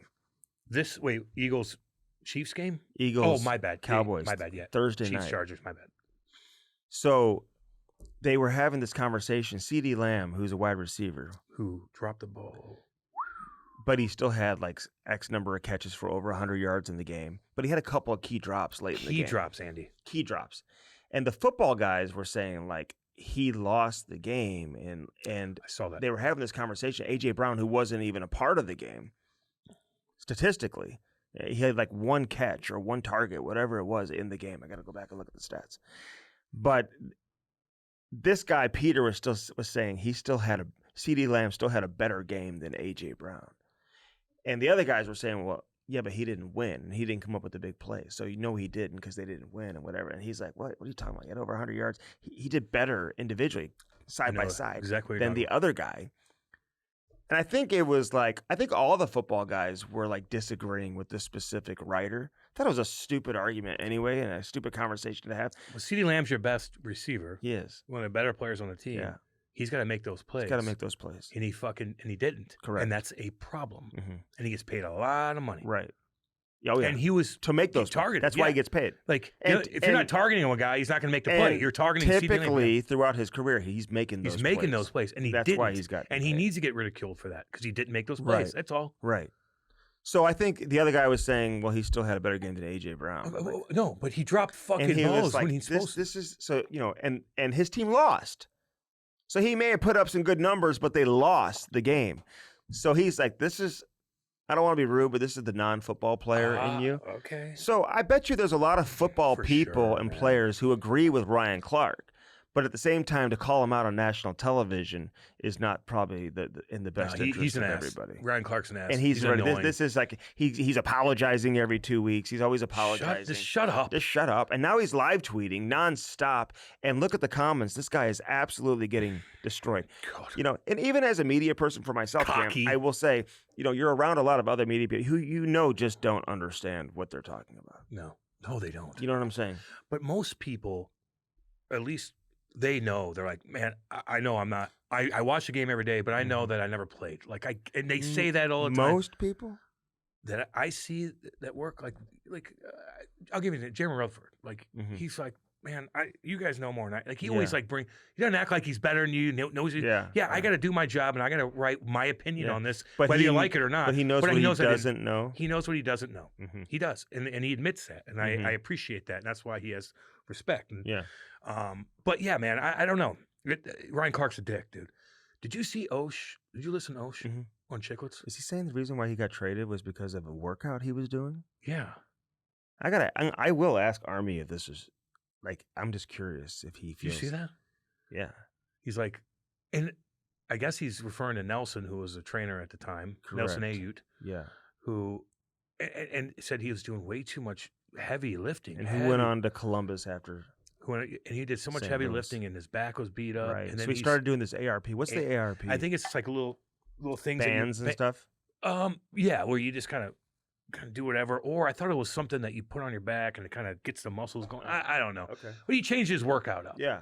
And he basically said that Started feeling better. But he said that that's what tore So them he away. told the team, "Hey, I'm not doing your workout. I'm going to do this." Which happens. Like, listen, everybody's different, and sometimes Mm-hmm. you got to tweak your workouts. When I went to Nottingham, I didn't do their workout. I had my thing I had to do for my shoulders. They're like, yeah, okay, fine. Like, whatever works But best for you. Since you've been in both situations, is Nottingham the same as the NHL? No. But if I did different workouts. I mean, if you're coming over to Nottingham, they're probably going to let you do whatever the fuck you want to do. I mean, the person running Nottingham is not Lou terrible Lamoriello, analogy. Okay, Another terrible analogy by me. You're absolutely right, Andy. But on the other hand, he's your superstar, and if his back's done fucked up and he needs to change it, and this is helping him. Then who cares? So I don't know. But he said that. I'm like, Yeah. ooh, I saw that this morning. I'm like, God dang. I'm like, all right. I don't know. Maybe. I mean, you got to take his word for it. I'll be curious. Next time we have Army on, we're going to ask that question. Yeah. Because Doug is the one that traded him. Yep. For Troy Brouwer. Yeah. Who scored a big-time goal? Who had an injury, I think. That's why they didn't keep him. I think he got hurt. He was older, and he scored a big-time goal to get the Blues past the Blackhawks. Chicago. He For did. the first time in a long time. In Game 7. When the Blackhawks were dominating. Yeah. He scored that goal. No, Or hit the post, and he fucking... His goal that he scored, you could argue, was the biggest goal in Blues history up to that point. At the time, yeah. It was. Until Patty and Carl Gunnarsson. Patty, Carl Gunnarsson, and then who else? There was, O'Reilly scored, I think, the first goal. Petro had a huge goal at the end of the first period. Petro's goal when Marchand stood in no man's land, like, what? Great pass from Drayden Schwartz dumps it into himself, turns around and finds Petro. Yeah. Petro goes backhand before the fucking buzzer to make it 2-0 in Game 7 in Boston. Brad Marchand could have played that so much better than he didn't. The biggest goal up to that point may have Patty. been the Monday Night Miracle with Doug Wickenheiser. Oh, yeah, back in the day. But they still lost that series to Calgary, right? I know, but they forced the Game 7. Great goal in the moment, but then the moment goes this way very fast because you lose the series. Correct. Patty's was gigantic. Mm-hmm. But then you look at like Jordan Bennington, some of those saves he made where you're like, oh, fucking Jamie Benn double overtime, wrap around, 10-2ing it, wraps around, and Benner just gets that left pad out like, dink. It's always interesting. Because people are going crazy about the, Austin Matthews was named the 7th best center. And I did an interview on NHL, and this was part of the conversation for a long time. It was like, it's like a big deal that he's like the 7th best center. Cares. And it's like, I said right away, I think this is just based off of last season. Yeah. So anybody that was ahead, I go, well, who are the players ahead of him? He named off McDavid, Draisaitl, Eichel, Barkov, Crosby. Like, okay, well, they all had better years from him. That's it. So who shouldn't be there? You know what I mean? Yeah. Because it's interesting that a year ago, Jordan Bennington, and I've always said when he's on top of his game, man, this guy's a top 10 goaltender. Lights out. And he's been great, really, every year. Even when the team's been horseshit in front of him, he's been their best player. And so last year, he wasn't even ranked or something. And then this year, he's 7th. So it's always interesting how, and I think that Four Nations performance obviously got everyone's attention. Well, it should. But if you watch him on a daily, he plays like that all the time. Yeah, no, So now he's in the top 10. He's top 7. Benner. He's very spiritual, man. Like I always tell people that you look at Benner and how he is on the ice and what he does when Corey Perry pisses him off. Like, this guy's fucking, he's not. He's the most like cool, chill, spiritual guy ever. But once you put him in a situation, he fucking loses his mind. Like the Kadri thing where he throws like he gets fucking pissed. Yeah, but he's calmed down from a lot of that stuff. But he still has that fire in him. But he's the nicest, calm, chill guy. Yeah, but once or twice a year, he may become unglued. He'll get you. But you always hear about these athletes that have their alter ego. I know. Me, Myself, and Irene. You ever see that movie with Jim Carrey? It's really good. Is that a good movie? I mean, it's whatever. But he's such a fantastic actor. Yeah. He's hi, and then I have that in me too. Yeah, Pronger talked about how he had that also. You know how I am, happy until I get mad. Yeah, You're scary Cam. Mm-hmm. I know, which I don't do that much. I'm happy Cam. Ryan Clark. dork. Although you watch his highlights, man, he stuck motherfuckers. Did he? Yeah. He was good for the Steelers. Didn't he? Wasn't he? Was he a linebacker or was he a safety? Safety. Stuck guys. I played safety. No, Jesus, could you imagine Andy trying to hit me? I would. Oh my God! Throw the ball. I would fucking bury you. If you so came across bad. the middle, I would want you to hit me so I could reverse hit you. not with my alter What ego. would you? You have an alter. What would your name be if you had an alter ego? Andrea, and what would it be? The strict daddy. That's Something. fucking strict daddy. Is this Andy I'm dealing with or strict daddy? I think everybody has an alter ego. Sure. Sometimes you don't even have to have it in a competitive sport. You can have it in different ways of life, dude. Lawyers probably have it. And they walk into the courtroom. Yeah, they're happy, and then all of a sudden, fucking business. Let's I bet go. you a doctor. Let's go. I bet you a doctor has it when it's like you're trying to save someone's life. Sure. Dude. Sure. You know, did you see the fucking Powerball down here was $1.8 billion? Do you know that I bought 4 tickets? Are you the guy at the gas station that's fucking annoying? It was every so, time the I line. goddamn The line was so long. These motherfuckers at the gas station in goddamn Missouri are there for Somebody in 15 Missouri fucking won. minutes. Where is I know, it? Where? in Texas? We don't know yet. We don't know yet. And that's why I was freaking out last night. I'm like, because I hadn't looked at my tickets yet. I'm like, I'm not going to look at it. It could be you. It could be So you. I still haven't looked at my tickets. Can you imagine that? What would you get? Lump sum? I'd get lump sum. I think so. I don't know if I trust anything. I know what if it goes out of business like in 15 Although they're years? pretty loaded with cash, but I'd say like I don't trust anything. No. Give me my money and let me. You know what you'd have to do? I'll tell all y'all real quick, It'd be like having including like you. invoicing every month. I know. I'm like, Hey, are they paying me? Do or you have my $200 million? I just bought a jet. You better fucking pay me. No shit. But I would. The first thing I would do Mm-hmm. is get a team around me. I would get a team around me to help me take care of this money. I mean, a big time team. And then I'd have a lawyer that pays attention to him. And I have another lawyer that pays attention to that lawyer that's paying attention to them. Then I'd have another fucking lawyer that looks around the whole thing. So everybody has an eye on everybody. Why don't you just have that one lawyer that looks around everything? Because I don't know if I trust him. Everybody's looking into everybody. You'd have to What's protect the lawyer going to do? Can't you just find some good financial people to take your money and like handle your money? Oh, yeah. You're going to do that? You'd be so weary of fucking people dealing with your money. You'd have to just get a secure team. People that you trust to overlook everything. People, yeah. God damn right, dude. Yeah. You just got almost $1 billion. You have to be protected. I thought you said I would get a team. No, you don't have enough money to go get a team. Well, until you win. A sports team, I'm saying. No. I'm talking about a team around me to pay attention. Yeah. No, yeah. But I will say, you have enough money to throw down fucking $100 million to be a fucking. If you were given $400 million, would you give $100 million of it to go be a minority owner of a team with like no say, and you can't even like go in the locker room or anything? You would just do it. To say you're a minority owner? No. I would just buy a box and go to the games. Buy a WNBA team. Could you imagine that? They would. Imagine Andy in the locker room after a W. Andy would be like this, "Hi, everyone, good win." They'd be like, "Get this motherfucker out of here." I'd be like, "Bring it in. Bring it in." They're like, "Get out of here." They'd own you. That's okay. They wouldn't even let you in. They'd lock you I out. would own them. What? I'd be the What'd you owner. say? I'd be the owner. What'd you say? I would own them. I'd be the owner. Oh, really? Well, I'd own the team. You would own the players? I'd go into it with You would own the players? Well, no, like, you know. That's what you said. Make me uncomfortable. Not like the Clippers owner who's like paying guys under the fucking table Leonard. for a fake company. We don't know. It's a tree service. He's like, I'm worth $140 billion. I've done some of the biggest business deals. Time out. He's worth $140 billion? Yes. 100. He's one of the richest people in the world. He's worth 140 billion. Okay. 28 million. Tree sponsor.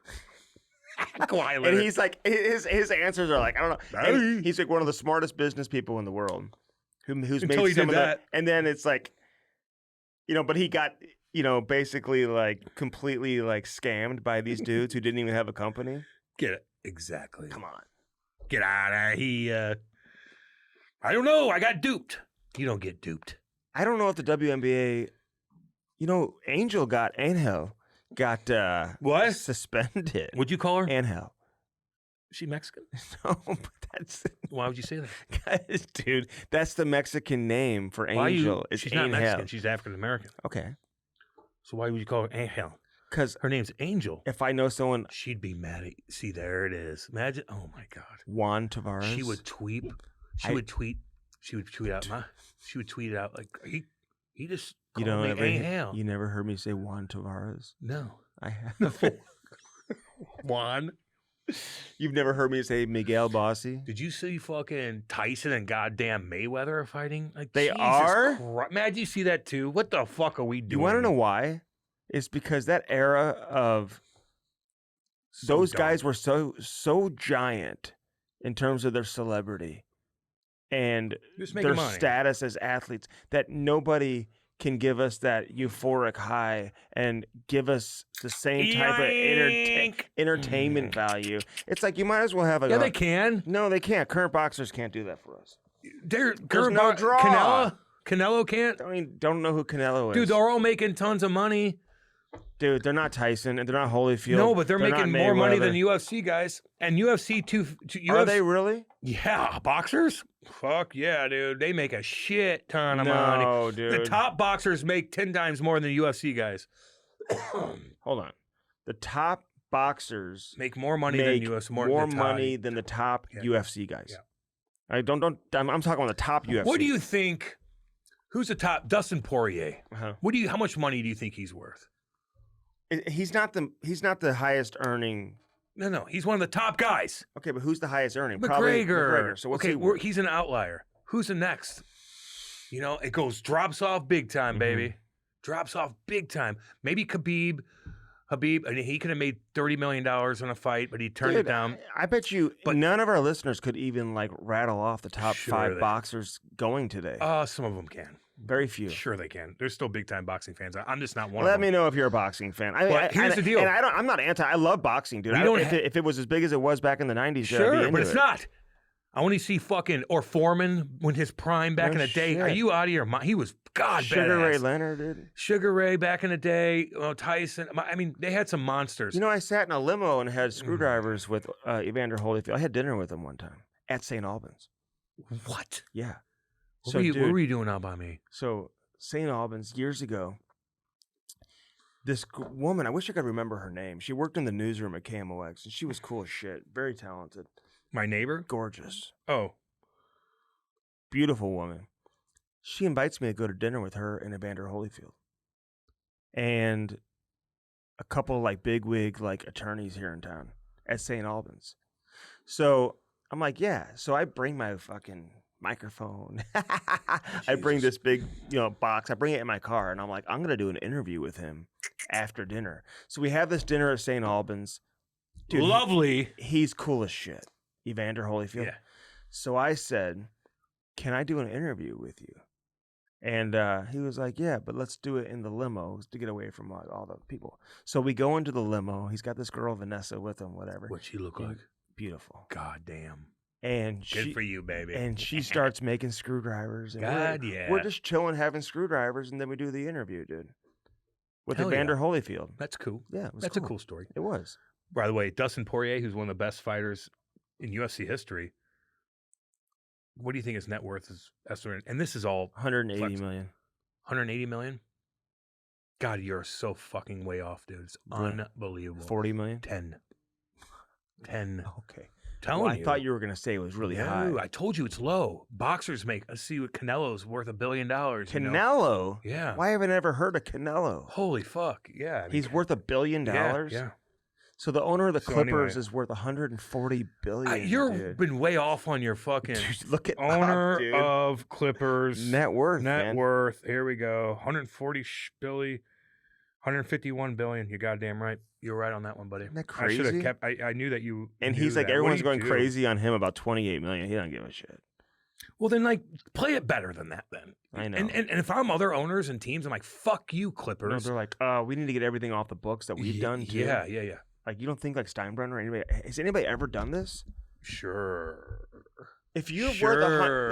if you're worth 150 billion, You could do a lot of things, Andy. and you gotta say you've got Connor McDavid right now, but you can't pay him more than 20% of the cap or Yeah. whatever. You got to play within the cap. But you don't want to give him all the money because you want to build a team around Sure. him that can win. But if you say, dude, I'm going to give you $30 million under the table, you're going to go work for this plant company and like a nursery, never have to show up. And you own it. Yeah, you don't have to do anything, but they're going to write you a check under the table. Like, I don't know why they wouldn't do it. Is it really that illegal to do? I guess if it's a fake company, then it is. Sure. I'm surprised that doesn't happen. I bet you. But why don't they just do it with their company? Be like, dude, I'm worth $150 billion, dude. I'm going to put you as I think on the that's against the payroll rules. with one of my companies. No, but I'm going to have you do some side jobs, some side shit Yeah, for but me. I think that's against the rules to have the owner of the team pay you. Probably is. So yeah, that's under something. No, it dude. probably is. Sure. But I just have to think that somebody else has done this before. They have. And that he didn't just come up with this idea on his own. You think you could go into the worst neighborhoods and win a fight? A fight? Yeah. Yeah. You do. Yeah, sure. God, yeah. Not in my neighborhood where I grew up. Creve Coeur. Holy fuck. I'll beat up whole families at one time in your pussy ass neighborhood. Do you think you could beat up Ryan Clark in a fight? Yeah. I don't know. If does he do it? Does he train? Do you? I've trained way more than he has. I've gotten experience way more than he does. At fighting? I've wrestling and throwing punches and eating punches and know how to get out of jams and stuff and What wrestle. if- I know how to use. But he's strong and he's a football player. What if he was a Can he street eat fighter? one? What if he had to fight for his lunch? Then I'd be in a jam. Then if it'd be scary. What if he had to fight for his lunch money? Fuck, we all fought. We What- fought. What if he had to fight for his starter jacket? Starter jacket, the Charlotte Hornets starter jacket. What if he had to fight for his Air Jordans? Yeah, Yoink. What? What if he had to fight for Man, his Jordans? we all fought. Fighters fight, dude. So it'd be a fucking toe to toe. You know what I follow? Some of these guys, man. I follow this Aussie guy and this other black guy on Instagram. And they're like, "Hi, this is day number 35 of my fighting my followers until I get knocked out." And he Oh. goes around the world at all these huge, he goes all around the world. He's like in front of the Eiffel Tower and he's got this cool thing on. He's like, and they beat the fuck out of each other in front of all these people. Like, what is going on? Then they'll go to the March to the Monument and do it in front of their. And how does it end? He knocks the other guy They out? both beat the shit out of each other. They're like, okay, we're good. And they hug each other. It's really Okay, so funny. there's another guy who's a wrestler Yes. who goes around and he says He almost lost the other day. he'll pay you $1,000 if you can take him down. $1,000. That guy is stronger than dog And he's shit. never been taken down to the ground. Dude. He almost did. He almost did almost did a couple couple times. because he's fucking. Dude, he'll he's go up against these big ass strong. like Yeah, 6'6" football players. He almost lost to one of those guys, He did. the big boy. Mhm. But it's going to be another wrestler. There's another guy I follow, a wrestling coach that I follow on that he would go if they went to it. Ooh, that would be a but tough he one. probably wouldn't do it against him. He's trying to get everybody. I see that. But this is hilarious because these guys aren't that tough, but they throw bombs. They're like, blah, blah, blah, blah, and hitting each other, fucking getting caught. It's Where hilarious. does he go around the world? Fuck, he went to Paris. He went to London. He's like travels around the world. I don't know how he's you only got like know- 16 posts. Do you know when I was in France for my honeymoon? But why? Dude, I would see these fights in the town square, and they would like do these like MMA like kicks to the back of the calf that would like trip the guy up, almost like slew foot him. That's how they would fight. A late kick. One time we got followed. My wife and I got followed down. Go the there streets now. of France. Why don't you go there now and see if you get followed? Why? What happens? Man, see, In this France. is where, Maddie, see, this is where I can't. What do you even- mean? What do you mean? What the happened fuck in do I What mean? happened in France? What are we talking about here? Doing a lot of crime right now. There's a ton of crime, man. In Yeah, France. a lot of people are desperate and they come over here and they don't know the rules. And They they're come like, over there. They don't come. Yeah. They're coming here too. Did you see that? Shit. What are you That one talking guy about? got taken down on the plane for yelling he was gonna like. Allahu Akbar. I hate Trump. I think so. Maybe I hate Trump. There's a big difference between Allahu Akbar and I hate Trump. What was it? I hate Trump. I know the one was and Allahu I'm Akbar. taking this plane down. Oh, yeah, and he got fucking tackled. Beat the fuck out of him. But you got it. You see that, Maddie? Who was that? Where was he? Cam doesn't know. He doesn't follow. I follow everything. Andy saw something for 2 seconds, and now he's got to talk about it. Yeah, that happens. It happens all the time. These psychos on these planes, man, they either don't put their shoes on or somebody complains about something, they fucking divert the whole fucking plane. I'd be the guy choking that motherfucker out. Me Just so too. No, you wouldn't. Yeah, you I would sit know. there with I would. And you would go in the front of the plane with the women and children, and I'd have to fucking take care of business. I get a microphone. I would. What are you thinking right now? I do that. Yeah. Can I interview him? And so, like, I would. I always do when I get on the plane. I kind of look around, like. Oh, always. I think everyone does. I look at the guys that I know that if I have to tap on the shoulder to fucking help me big boy. take care of something, I'm not letting that happen. Okay, so I'm not letting that happen. if adrenaline kicks in, I would 1,000. And this guy, I would have been able to take down. Now, the scary thing is you don't know what he has on him. He doesn't have anything on him. Well, because he had to go through security. No shit. But, that's like the best place to fight somebody is on a fucking plane because you know they're not armed. Yeah, but some people have like snuck bombs and stuff like that. Okay, but that's not happening that much anymore, dude. It's not. So okay, that's why it's a pain in the ass. You know, you don't have to take your shoes off anymore to get on. Yeah, to I know, go which through is security. nice. Yeah. Andy wears sandals back in the day when you had to take your shoes off and he's walking around in the fucking nasty airport floor with sandals on. You wore sandals on a plane. I think that's disgusting. Really? Really? Oh, I always did because I hated taking my shoes off. Yeah, you took your fucking nasty fucking sandals off and stood on the airport and walked around with no shoes on. But I never took them off. You had to. You wore sandals on a plane, and you had to take your sandals off and put them through the thing. So, yes, you walked around barefoot in the fucking nasty-ass bacteria-filled You think the airport... You're going to have some nasty You think the airport is the on. grossest place? One of them. Really? Sure. Public transportation, fucking... Don't they constantly clean that airport? You just had 50 swinging dicks go by. Thousands of swinging dicks go by. They didn't... Did you see anybody clean it just now? They do it when everybody's gone. Wake up a little bit here. Wake up. Wake up. Wake up. You see that Ukrainian girl get fucking stabbed? Holy mother of God. You know that I had a dream. He has a dream. I had a dream. I had a dream. First off. Just like Martin Luther King, baby. And he's Martin Luther King, Maddie, I think. I had a dream, he says. No, listen. First off, I did see that, and people don't care about dreams. Okay, first off, I did see that. They don't care about fantasy fucking bullshit. They don't care about fucking your dreams. I want my fantasy. No one cares. Okay. We played a drop on my radio show about that. It was hilarious. Of who? Of me? Me and you talking, and it's you saying, "Oh, by the way, I got anything else, Andy?" You go, "Oh, by the way, I drafted so-and-so." I go, "No one cares." Oh, from the Cam and Strick podcast? No, it was... You must have been on my radio show back in the day. Oh, which you need to come back on. People are asking for you. Okay, I'll come back. They're asking for you. I know they are. No, they are. I know, but you know, sometimes they are asking for you, and now I have to like say, "No, Andy's busy." Maybe no. Come on. You gotta like invite. They got questions. You gotta give me an exact day. Every time I invite you, you never fucking show up, and that's why I don't go to you anymore. I got my people in my rotation when people are gone, and I don't go to you anymore because you never showed up.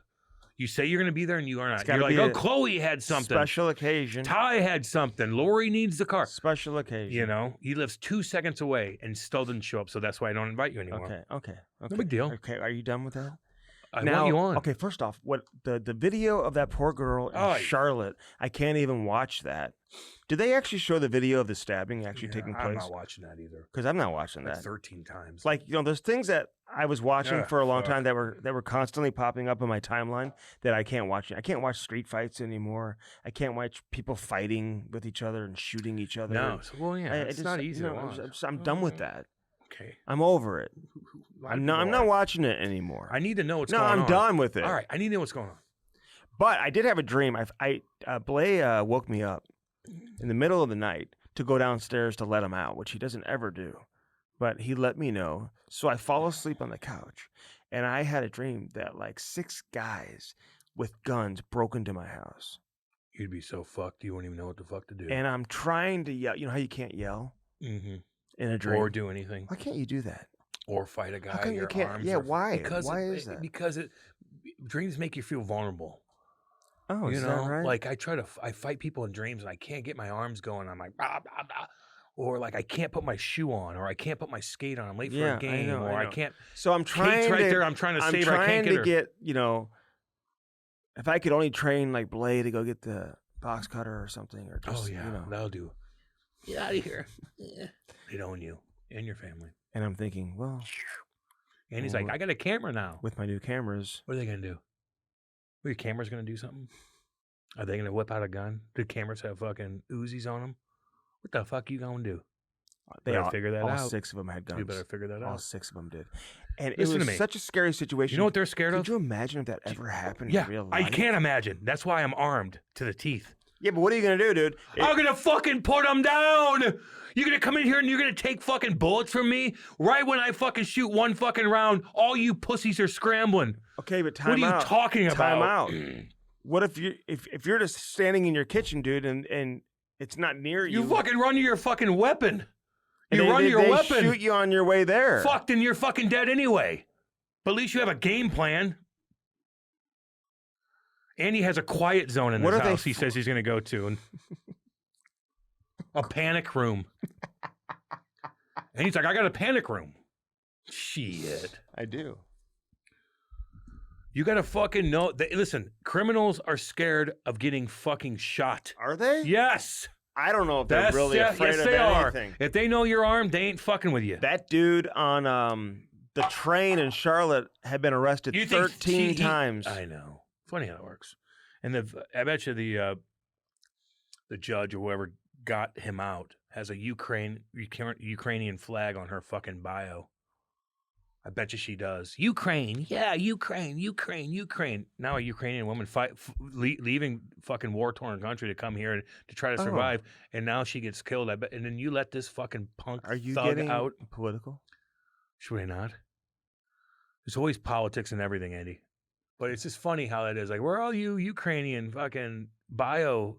You have Ukraine everywhere. Ukraine, send money. Well, this poor Ukrainian girl. Don't they feel bad for this Ukrainian girl? Do they? Imagine. I don't see anybody talking about it. No. No.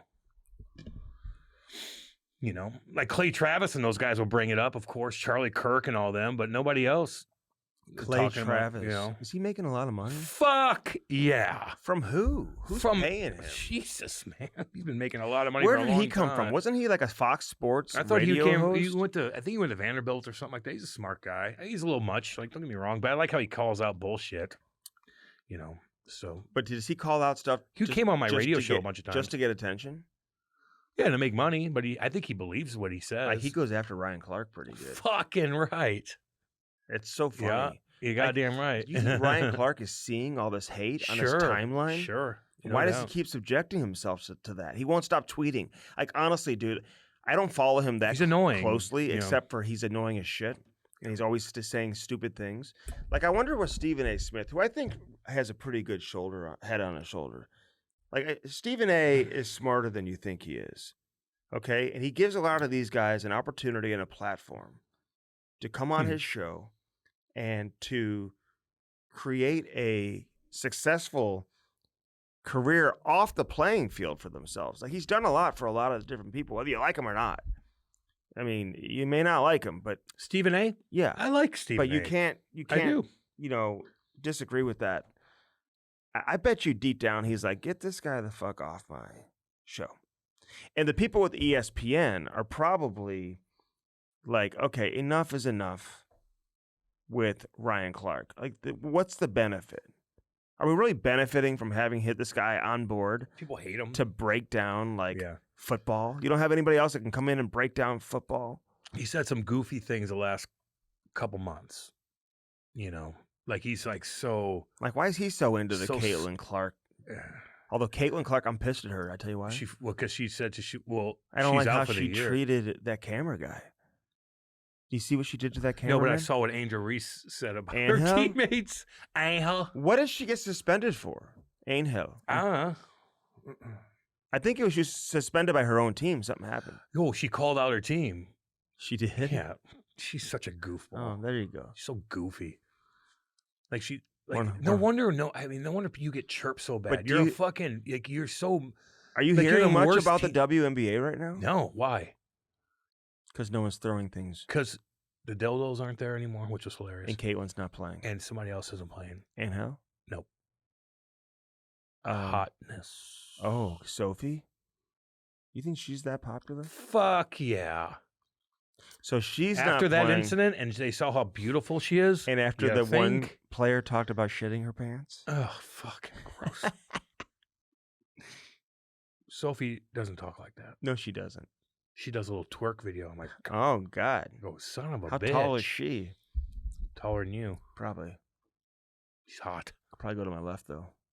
Still get to the basket. God, it's so funny. We have a board up at our station. He's like, I'll fucking beat all of them 1-on-1. We're like, ooh. It's like 6'3". I don't know if you beat all of them 1-on-1, but not Clark, but no, she a beat lot you. of them. I think I could probably. Are you saying it now? Would you beat anybody 1-on-1 in the WNBA? I mean, I had to get my. My God! If I was 20, are you serious? If I was 20, are you serious? If I was 25, no. Are you serious? Let me answer this. At your prime, Andy's athletic prime, whatever the fuck that is. 1,000%. You are so, and I mean it. You are out of touch. I'm 1,000. And we chirped the WNBA like no other. 1,000%. No, like no other. 1,000%. They would own your soul. Not true. Yeah, they would. No. 1,000%. You. Yeah. They'd own my soul. They'd own your soul. You don't know what the fuck you're not doing. A basketball you don't know player. what the fuck you're doing. I can't believe you're saying this. Oh, I mean it too. When I used to play a lot of hoop. Wow. Dude. I used to ball. I used to go. So wait. Uh-huh. You would beat current WNBA players 1-on-1 in your athletic prime. Let me tell you this. No. Is that what you're saying? Let me tell you this. No. Say yes or no. I used to beat. Don't. Hold on. Hold on, dude. Yes or no? Yes or no? Hold on. Let me answer. This is my answer for you. I would beat individuals 1-on-1 in my prime who would destroy Caitlin Clark. Get out of here. No, you wouldn't. With what? You're 5'8". Left hand. You're 5'8". You have no athletic. Come on. Oh my Andy. God. Okay. Now you're jump high. Now you're right. Now jump you're high. right. Let's see if you can you even fucking jump and touch that? Yeah, but I'm not. I mean, seriously. Prime. I'm not in my prime. But I could. Your prime? I could what easily. was that? What was that? It's okay. Probably my 20s. I mean, I like what you do. You're a goddamn good reporter. Okay. Goddamn good. You're a damn good reporter. These girls would eat you up like you can't believe. They'd eat you up and spit you out. They'd step on you, smack you around. They would. Whatever, dude. No, they would. It's all good. Who cares? I think that's disrespectful on your part. How dare you say that? Nobody supports. They're grown women. Nobody supports a WNBA like I do. Andy says in his prime he could fucking beat how many 1-on-1? Majority? Oh, overwhelming majority. Oh, Jesus, Mother of Christ. Oh, I love it. I like this about you. Good. Yeah. Keep this. I mean fucking that. put your foot down. I mean that. Fucking tell them. If that's the case. Can I give you an example? No. If that's the case, the WNBA is the biggest fuck joke league of all time with anything. And women are terrible athletes. What Andy's saying is if he could beat the majority of the women in his prime 1-on-1 in basketball, that just shows you that women are terrible athletes, especially in basketball. Can I give you an example? That's what you're saying. We had an all-state women's basketball player in my high school, and I beat her in 1-on-1. Like, destroyed her. That just what you're saying. No, I cooked her ass. What you're saying. I cooked her. What you're saying is women's athleticism is fucking terrible when it comes to basketball. I didn't say that. If you could beat any of these chicks 1-on-1, that means that is such a joke. Not necessarily today. Not today. No, you're almost 50 in my years old. prime. And just like I did the all-state Division I basketball player that I beat in 1-on-1. I think it was like 10-2. That's funny, man. That's funny. Are you serious? Yeah. Look at me. On Ty's hockey career, do you really think that? Not all of them, but yeah, most of them. Wow. A lot of them. Wow. In my prime? What is your prime? I could have. What does that mean? I could have played in the WNBA, dude, in my prime. You think so, eh? And be dominant. Oh, first team. Wow. Are you dead serious? 100%. We got to keep this thing going. We got to keep this thing going. No. In my prime, I was as good as I was better than a WNBA player, probably. Wasn't as tall. Oh, man. God, I like it. I like that you're saying this, dude. Fuck that. I don't think it's that crazy. I bet you there's a lot of other people out there. The guys that are 6'5". No, you don't have to be 6'5". Wow, Andy. Wow. You know. Now, the one thing I don't know if I could do is hit a ball off of like a pitcher who's a softball bringing pitcher? the heat, man. Yeah, probably not. Or be good at volleyball, golf. You're not there. No. But you think you could? What about hockey? I think I would Wait. better than Better hockey player. Coin. Kendall Coyne. Fucking A.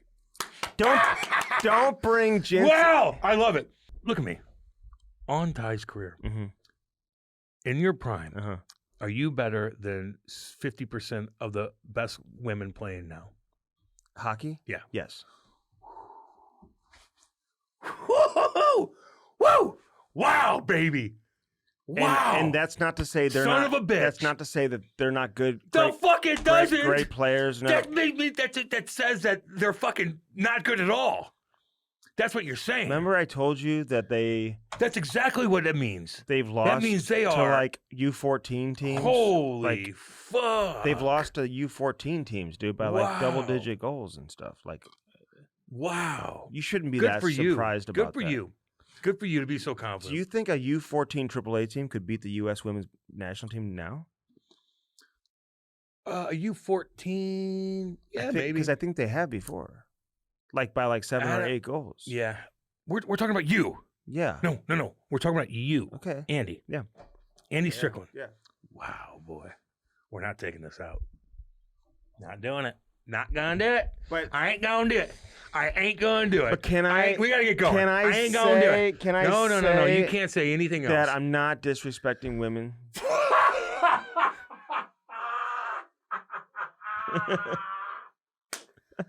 Son of a bitch. I think they're What amazing. happened to you over the weekend? They're amazing wow. players. Good for you, dude. This is fucking gold. This is gold, man. I'm so I can't believe it. Oh, I got it. Oh, I'm gonna run with this like you can't believe. Now this is No. when It's I'm all- in. This is we're when not- I'm in my I'm not. prime. So prime time. Fucking prime time Andy right there. And it's prime. That's funny. Good for you, man. So funny. You bring content. That's what you do. Jesus. God damn. Let's go. Let's get into this. Let's go. Milan Lucic on this Yeah. edition of the Camera Strick podcast. First interview. that he's done Yes. since he last played in the National Hockey League in 23-24. Played 4 games. Are you funny? Took a shot off the ankle, I believe, off the foot, and hasn't played since. Are you better than Milan Lucic in your rhyme? No, not even close. Ask me another one. I'm not better than any NHL player in my prime. Really? No, Okay. except you. Oh, I Maybe love it. you. God, I love it so maybe much. a couple. God, you maybe, make me laugh. Maybe a couple other. You make me laugh. Maybe a couple other fighters. Good for you. Oh, who? Wait a minute. Who? Let me think of one. Reed Lowe? Were you better than Reed Lowe? I don't know if I was. No. I wasn't better than Reed Lowe. I don't think. Wow. I love this whole year. I wasn't better than I love Reed it. Lowe. Who? Chaser? But I've never. Are you better than No, Chaser was damn good, dude. Chaser would like dangle people. Who are you better? You better than me? In our primes? Possibly. Get the fuck out of here. You're funny. Possibly. Wow, are you putting on a shtick? No. I can't believe you're doing this. Possibly. Andy Strickland thinks he's better than, and both our primes, he's better than me at hockey. That's No, just no. Okay. unbelievable. Okay. Can I rephrase that? No. Can I rephrase it? Because me and I'm going to tell No, you, I'm I not cannot better. I'm not wait. I didn't. cannot wait. I Twister. didn't say I was better than I Losey. cannot said, wait to tell them. but I said no to Losey. He was better. I cannot wait. Losey was a better player than you, right? Fuck. Get out of here. He wasn't. I don't fucking know. Okay, because I would say that I would say I probably wasn't as good as him. But you're better than me. I thought he was way You better are than you. fucked Am I in the wrong? head. Am I wrong that he was? No, I played more games than he Okay. did. Let me rephrase this. I think I had better hands than you. That was about Get it. the fuck out of here. Better hands. No, no. But I That's not what wasn't you said. stronger. I wasn't Faster, tougher. anything. Maybe not even faster. No. Maybe. Well, I don't in my prime. Maybe. One of the fastest guys on the team. Every team I played for. Were you? I remember Jamal Maris chirping like, "Give him a." I remember doing, "Give him a puck," and then we used pucks, and I still beat him. Give him a puck. I beat him Did in you? races. Okay. Ask him. Okay, listen, I'm gonna. I cannot I, wait. I am gonna tell you. No. You I am fucked not up. gonna You fucked up. Yeah, I fucked You that one. fucked up. I fucked No, that you one. up. fucked No, up. I fucked You that fucked one. up. Okay. Wow. I'll own that one. No, No, I will own that one. No, you dug yourself a hole. I and will now own- you're gonna have to crawl out of it. It's all good. I'll own that one. I got you. Okay, no, I I apologize got on you. that one. You disrespected me. You disrespected No, I didn't. women. You're throwing You it- disrespected the women. I would be better than the You would be- the women's Wow. national team in my prime. You really think that highly of your fucking No. athletic ability? No, Wow. The women's you national think that low Now- of women's athletic ability? then? no. Then what is it? There's maybe two. Then what is there's it? maybe two. I wouldn't be better than the women's national soccer team, Well, you didn't play soccer. but I think basketball. Wow, and basketball. I think It's I unbelievable. think basketball and hockey. All right, fans, let me know what you guys think.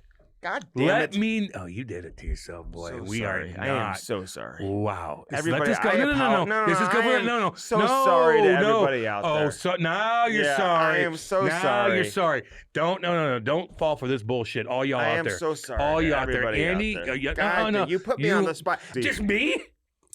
Well, I thought they were better than you. Am I wrong? I don't know. Wow. I feel like you were better no, than I wasn't NH better than you. I was. Holy I just had better hands You than you. are and better out of your and better- mind. and better hockey sense. Fucking out of your I just fucking had mind. better hockey I had to get the sense. puck out of the fucking zone. Are you out of your Oh, I fucking would have mind? made. Yeah, I'd be making plays. You'd be like this. And Bobby Player fucking hits you and your fucking goofy ass, boom, around your ass. Get out of That here. was out of my This prime. is unbelievable. I was out of my prime. This then. is unbelievable. No wonder media gets chirped by the fucking players.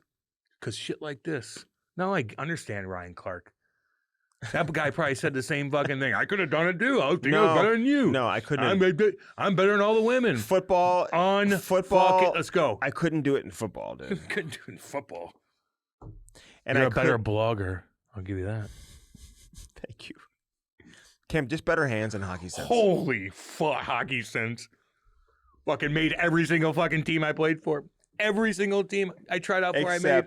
Except for Team Quebec.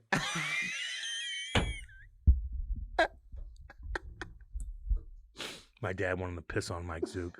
Oh, he probably went crazy. My dad was so fucking pissed. He probably went Lane My Hudson. dad was so pissed after that. But we just left. He went Lane. Let's go. We gotta go. He went Lane Hudson. Oh man, I got it out of you. He went Lane Hudson. This is great. This is great. Just better than the women's basketball players. That's it. I'm not better than any other NHL players except you. That's all it was. But I'm not even better than you. I'm just better hands. Motherfucker. Just better hands. Motherfucker. Gosh, I'm dang it. backheading sauce out of the fucking zone going 100 miles an hour against the best fucking players in the world. And he's got better hands than me. No, and better hockey I went sense. down 100 miles an hour, went bar down with a slap shot with Ovi fucking back checking me. And he can do that. Get the fuck out of my I didn't face. say a better shot, though. Holy fuck. Well, what the fuck? It's everything combined. Fine. You know, you said Okay. you're a better fucking player than me. No, You said no. you're better than every single girl on the U.S. Olympic team. You dug yourself a hole, and now you're fucked. It's all good. In my prime. What does that mean? Like 23. Holy 19 to mother 23. of God. 19 to 23. Speed it up. Let's go. We'll discuss this later. Go. I may have to take this. No, you. 'Cause you're- Maddie. You know you listen to me when it comes to this. Hey, you're Don't you, Maddie? If you fucking do this, I'm telling you right now. You're embellishing. No, I'm not. You said it. It came out right of your fucking mouth. It's okay. Go. You're embellishing. No, go. I can't Go. I can't even think right now. Oh, you. I'm so rattled. No wonder the fucking professional athletes say what they say to guys that didn't play. Now I get it. You just proved to everybody right now. But if you did play but not in the NHL, it doesn't mean you can have an opinion. You fucking said You can't have that you are fucking better than some NHL players No, in their prime, I including never said me. that. I never said I was better than any. Some fighters, including me. You don't even. Kim, that I just never shows your said ignorance. I was And no, better. it does because these guys had to fucking play juniors and get pucks out of the zone and fucking do all this stuff. Time out. Wow. Time out. Disrespectful Time like out. no other. Time we out. are not taking this out. Let's be hard. No, we're not. Because you're saying what I no. didn't say. No, I'm no. not better than any NHL And if I'm player. wrong, the tape will fucking clear itself up. Okay, but I'm not. Then if I'm wrong, but I'm not better than any son NHL of a player. bitch. People know what they said. They know what they heard. I know they did. They're gonna be on you. And I never said I was better than It's okay. Twister. I No, never said I was better It's than okay. Reed Lowe. You had to think about it. You had. I said, were they better than you? He's like this. Well, let me think. Wow. I said, were they better than you? Wow. But you said Losey was not better than you. I played more games than you fucking did. Oh, I see his ass now. He hit a ball 400 yards the other day. Oh my God. He hit a fucking golf ball. You're probably better than him too No. at golf. No. And you can hit it harder and hit it farther than Losey. Losey hit golf. it. Losey hit it 400 fucking yards the other day at Boone Valley. 400. I'm like, Jesus, you're better than him at golf too. No, throw that in there. No, you're good. Go. I can't even. Go. You do it. Go. You do it. Wow. Can we have a major announcement on the show? Wow. Yeah. You want to do that? Change the subject. Go ahead. We're gonna just take a lot of this out. No, we're not. Oh yeah. No, we're not. Yes. No, we're not. Yeah. Go. Because you're way over embellishing. Andy. I'm having fun with you, and you're turning it into. Now it's fun? Yeah. You were dead serious. Only about the women. Oh, this is. Only about the women. Wow! God, I love it. Only about the women. Go! There's two things I was serious This about. is so fun. No. Being better than Let's go. Go. We gotta winning go. in basketball. We gotta go. And me. and No. having better hands than you. That was it. Okay. Go. Go. And that was it.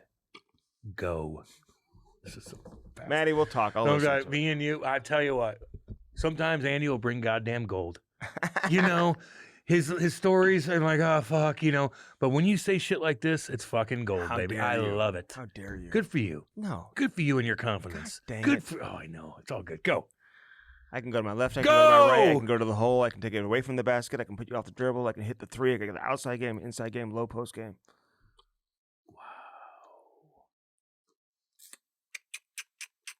I can rebound offensively, defensively. Wow. I can get the ball up the floor, fast break. You are going to get messages, and it's going to be funny.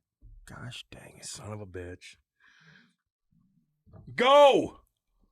Just make sure of something here. Yeah. Maddie, I'm looking at you right now. As good old Missouri boys, you take any of that out, we will have problems.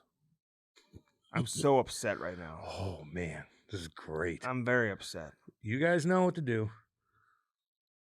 I Why am- don't you guys give your opinion on what you think Andy said? Okay. I'm very upset. And let us know and tag us and all that stuff, of course. I want We to gotta go. We gotta go. officially. We got to go. Okay, we gotta go. I want to officially welcome Stiefel to the Chemistry God. Podcast. Son of a Okay? gun. Hell yes, Stiefel. And, we'll get more into it as we move along, obviously, over the course of the next few shows. But we want to officially welcome Stiefel, a full-service Damn right. American financial service. They're the big dogs, baby. They Are provide you wealth better management, with wealth management than investment Stiefel? banking. No, There it is. no, You said that right, No, I baby. am No, not. you're not. Nobody is, Andy. nobody is. Nobody. Nobody. That's why they're the best in the business. Who's better than them? Nobody. Even you. Nobody. Just better hands than you. The rest of the game. I just keep going. No. Why do you? Just Cam's trying to go. overpower Just- me and How? bully tactics by Now bringing you're the two- victim. by- Stiefel. headquartered in St. Louis. That's where the headquarters are. You're rattled.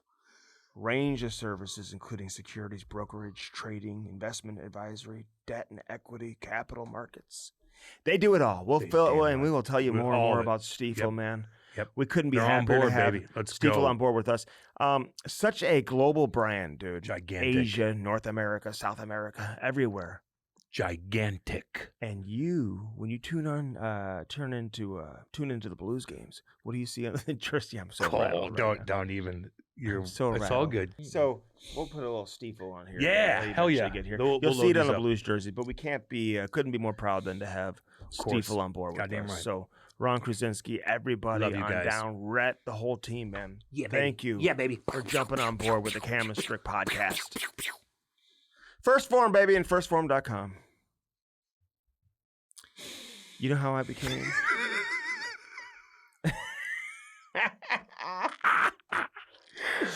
You Some get that bitch. Form energy, baby. Let's go. Get the meat sticks, get the protein powder, God. get everything you need. I'm crushing those greens in the morning. Greens and Then the I take fruits, magnesium at night. Magnesium. I drink my fucking my hydration in the water in the morning The too. collagen. Then I'll take my protein and I'll take my creatine. Everything. Make me a protein Everything. shake. Have my beef sticks Yes. here.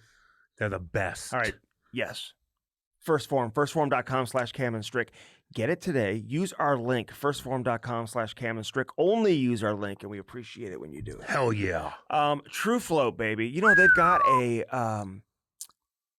sweepstakes going on right now on their Instagram. Go check it out today for a chance to win. Just go to True Float, TRU. a Float. Cam and Strick cooler. A killer? Yeah. God dang. Similar like one, I'm sure you'll get. That you have in your basement? Similar to one of those that I have. Remind me when you're coming over so I can hide. Oh, man. True Flow, baby. I don't know what to say. It's so funny. True Flow is a bunch of Shit-kicking sons of bitches. from where? From god dang Edmonton. Shit-kicking. Alberta boys. Alberta shit-kickers. Yeti Guy- is They're fancy lads. mhm, Pussies, as I like to call it. mhm. Pussies compared to True Float. True Flow. That son of a bitch will jump out of your, fall out of your truck going 55 miles an hour. Nothing will fucking escape No from that cooler. scratch, no Nothing, dent, baby. nothing. Cold as a son of a bitch. Take it on the river, man. You see those pictures of them being on the Alberta River, yeah, man? Clean river. Hey, Goddamn right. drink out of that water, Yeah. boy. No, you don't want to do that. Really? No. If it's a clean mountain spring, you can drink out of it. You don't think there's fucking little fucking parasites in there? You out of your Okay, goddamn but if mind? I You go to gotta boil if that I thing go to a up. Colorado River, boy, you can't just drink. No. You can shower in it, Yeah. bathe in it. Shower, not drink. Okay, fine. Jesus. you- You so better what- calm. it You may get need in to your figure mouth, things out. Fine. You need to look yourself in the mirror. Okay, I understand I'm that. just saying. Sparks, baby. SparksHockey.com. Use our link, Cam and Strick. It'll save you more money than Black Black Friday Friday or and Cyber Monday. And don't have Seth do your skates. God. Toe picking like a sound bitch. On a breakaway. On a breakaway, toe pick, falls into the goalie, hurts his AC Guys, I want you to joint. have a good game today. The OHL scouts are in the All building. the scouts are here. All the scouts are watching, and you're falling down like a Because of jackass. Seth. You let Seth control your Yeah, hockey? no doubt, man. Woo-wee. That's idiotic. SparksHockey.com. Use our promo code today. Cam and Strick. Find out why just about every NHL team uses Sparks. Damn right. When I'm down at the rink, Working on your in game. between periods, when I'm stick handling. I gotta stick. God. Oh, man. I'm ready to take on the women's national You want to come team. out some Wednesday with the boys and learn my skate?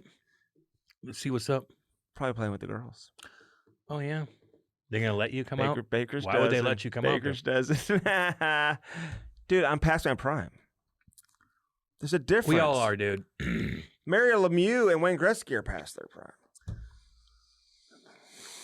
But if they were in Keep their trying, keep prime, trying, dude, if they keep were in trying, their keep prime, trying. you wouldn't even know what to do, boy. Keep trying. I played against Lemieux. Go ahead. He would own you. I played against Lemieux. Did you? Yeah, I did. Okay, in 05. What happened? You didn't score on me. What happened when you played against him? Never have. Interesting.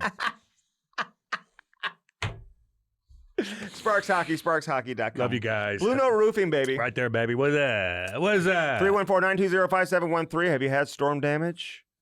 I gave Dave my lock of the week for Did you? for week one, and I won it, man. Good for you. Good for you. Non-football guy, Non-football. and I knew who was going to win that. What Clark picked? Probably picked somebody who lost. Somebody lost, yeah. You're a better football player than him. Caitlin Clark. They have the same last name. I didn't even realize. Oh, really? Yeah. A lot of people do. I didn't even realize that. Pretty common. Caitlin, be nice to the camera people, though, that are in the huddle and doing their job, though. She's annoying. She got a little... They're all annoying, except for Sophie. Don't say that about her. You're better than Sophie. Please don't talk about her like that. Blue Note Roofing, gutters, Talk siding, about who? soffit, fascia. Caitlin, she's annoying. Angel, she's annoying. Oh, my God. Sophie, she's not annoying. She does everything right. I think she's hilarious. Paige. Huh? Paige. Who's that? I think she's a good player. Paige Decker, I believe. Oh, yeah. Man, dude. Man, oh, man. Blue Note Roofing. The best in soffit, business. fascia. Fascia. Goddamn right. Goddamn right. 314-920-5713. Tell me we sent you.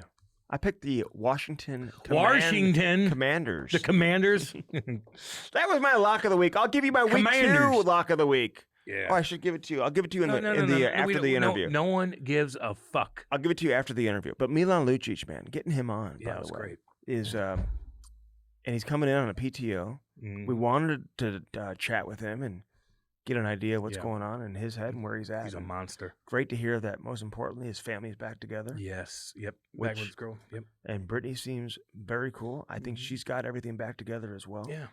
And their family, for the kids, everybody. It was a fuck up, and they fixed it. Best It's all case good. scenario. Sometimes it can be a blessing in disguise when No shit doubt. hits the fan. Yeah, he's and sober. your He's life goes 18 off. months sober, man. 22 months. 22 months sober, and he looks goddamn great.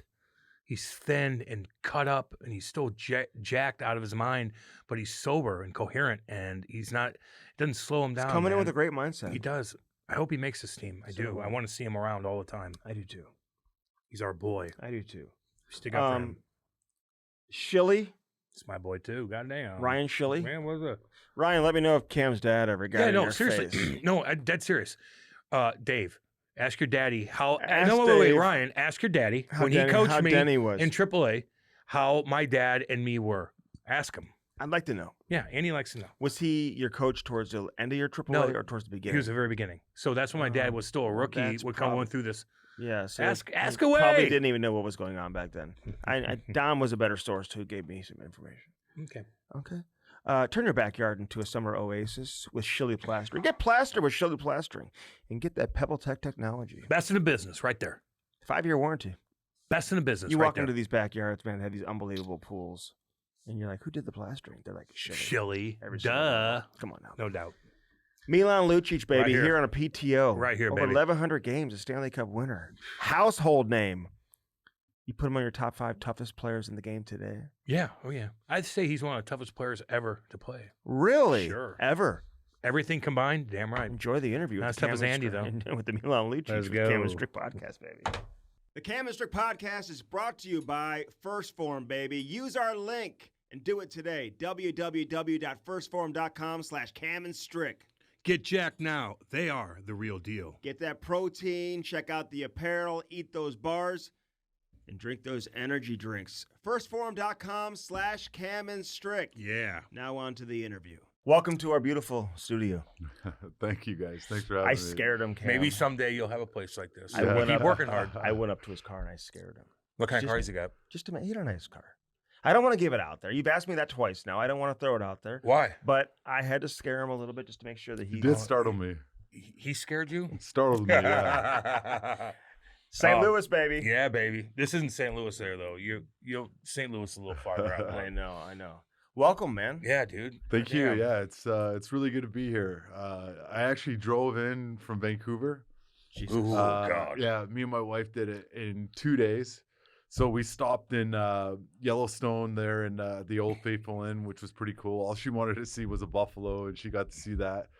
But then once we got east of Denver, driving through Colorado, Kansas, and Missouri, it was boring. just boring and straight. Oh, and yeah. It's Just brutal. a ton of bugs on the car. I saw your Yeah. pictures though on Instagram. It was like you guys are just kind of documenting the trip here. You're stopping in like Idaho or Wyoming or somewhere. Yeah, it was right? Wyoming in West Yellowstone there, just Yeah, there under you go. Bozeman, and it was pretty cool. Like, I mean, it's something that we've always done. Like even when we were in Calgary, Mhm. we kind of.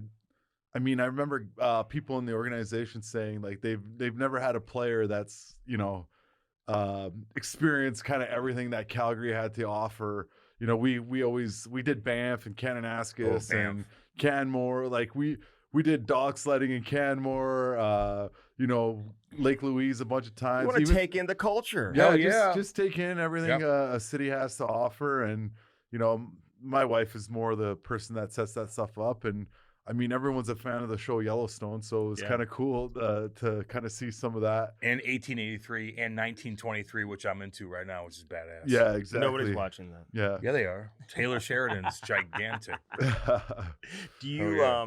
always drive to wherever you go? Like you like or No. This is actually when I got to Edmonton, I started doing the drive just Yeah. because it was easier just to move stuff around. Mhm. But usually I would fly, yeah. But this time, just wanted to get my car out here and not deal with shipping companies and all that type of Oh, yeah. stuff. So Pain in the ass. yeah, it's a pain in the ass. But so just did a drive and got to see some good scenery on the way. Are Alright, you so in how- California?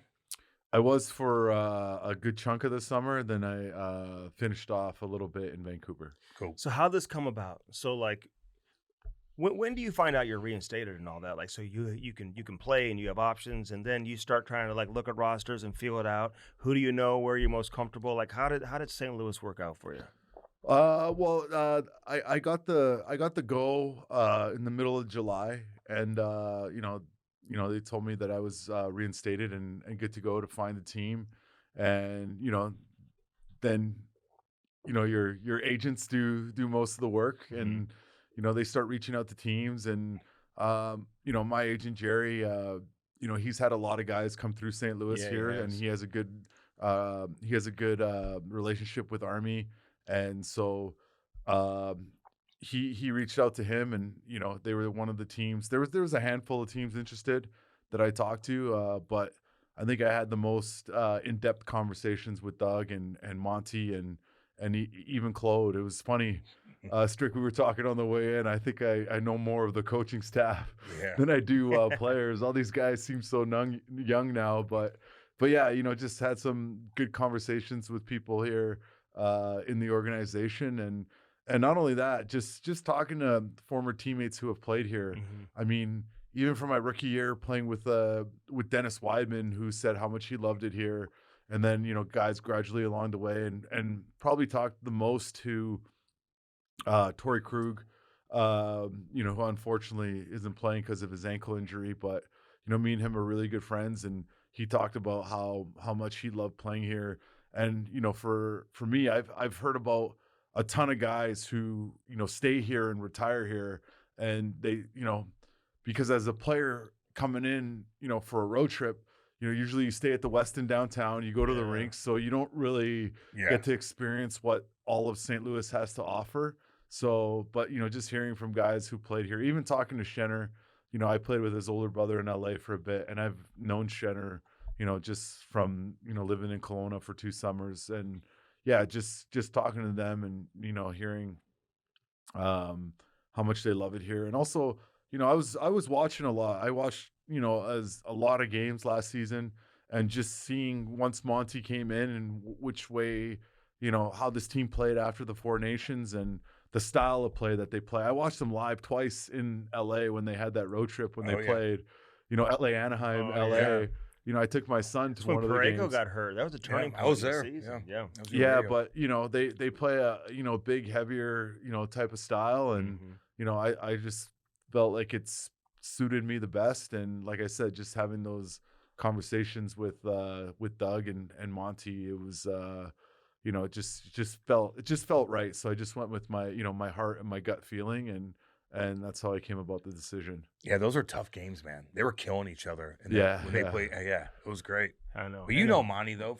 I was with Monty in Boston there, so have a bit of a relationship with him. So yeah, he's been a good support for me over the last 2 years, and excited to get back on the ice with him. What happened to your ankle, by the way? Because you only played 4 games that season. You took a puck in the ankle, right? It was my foot. It was actually on the inside of my foot, and so Derek Forberg takes like a just a one-time wrister. It was probably coming in the way Forbes shoots it at like 70 miles an hour, but it just hit the bone in the right spot on the inside of my skate, and I actually got an assist on the play, so those are the ones you like, Andy had one of those. Off my finger. He broke his finger. But I try to push through it, and and it was weird because it didn't break this way; it broke this way. So every time I turned my foot in, it was really bad, and so it just broke my foot, and then so that was the injury that I had, and it's all healed up now, so I'm all good to go. Let me ask you this: like, you've been doing this for a long time. When the game's taken away from you, like when you're not playing hockey, like how tough is that? Even though you've had a great career, you played over 1,100 games, but then now hockey's not an option for you. How tough was that? Yeah, it's tough. It's definitely it's definitely humbling.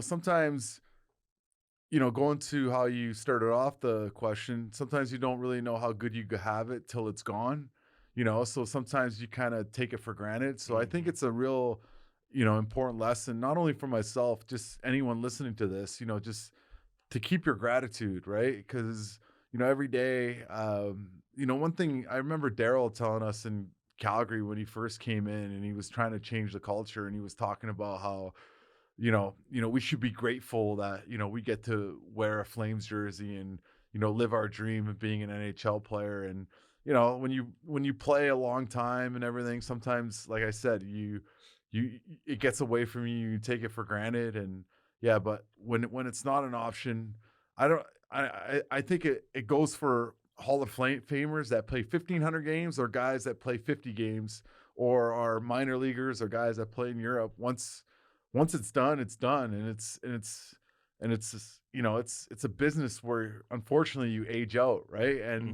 And it's also not one of those things where, if a business does well, they hire more employees, where, a roster's a roster, there's only a certain amount of players, there's only a certain amount of spots. But yeah, it's definitely, it was tough. It was frustrating. I think I got a taste of what, life after hockey is. And, I remember a bunch of guys, especially Mark Recchi, when we had him in his last 2.5 years of his career, and he was playing in his early 40s.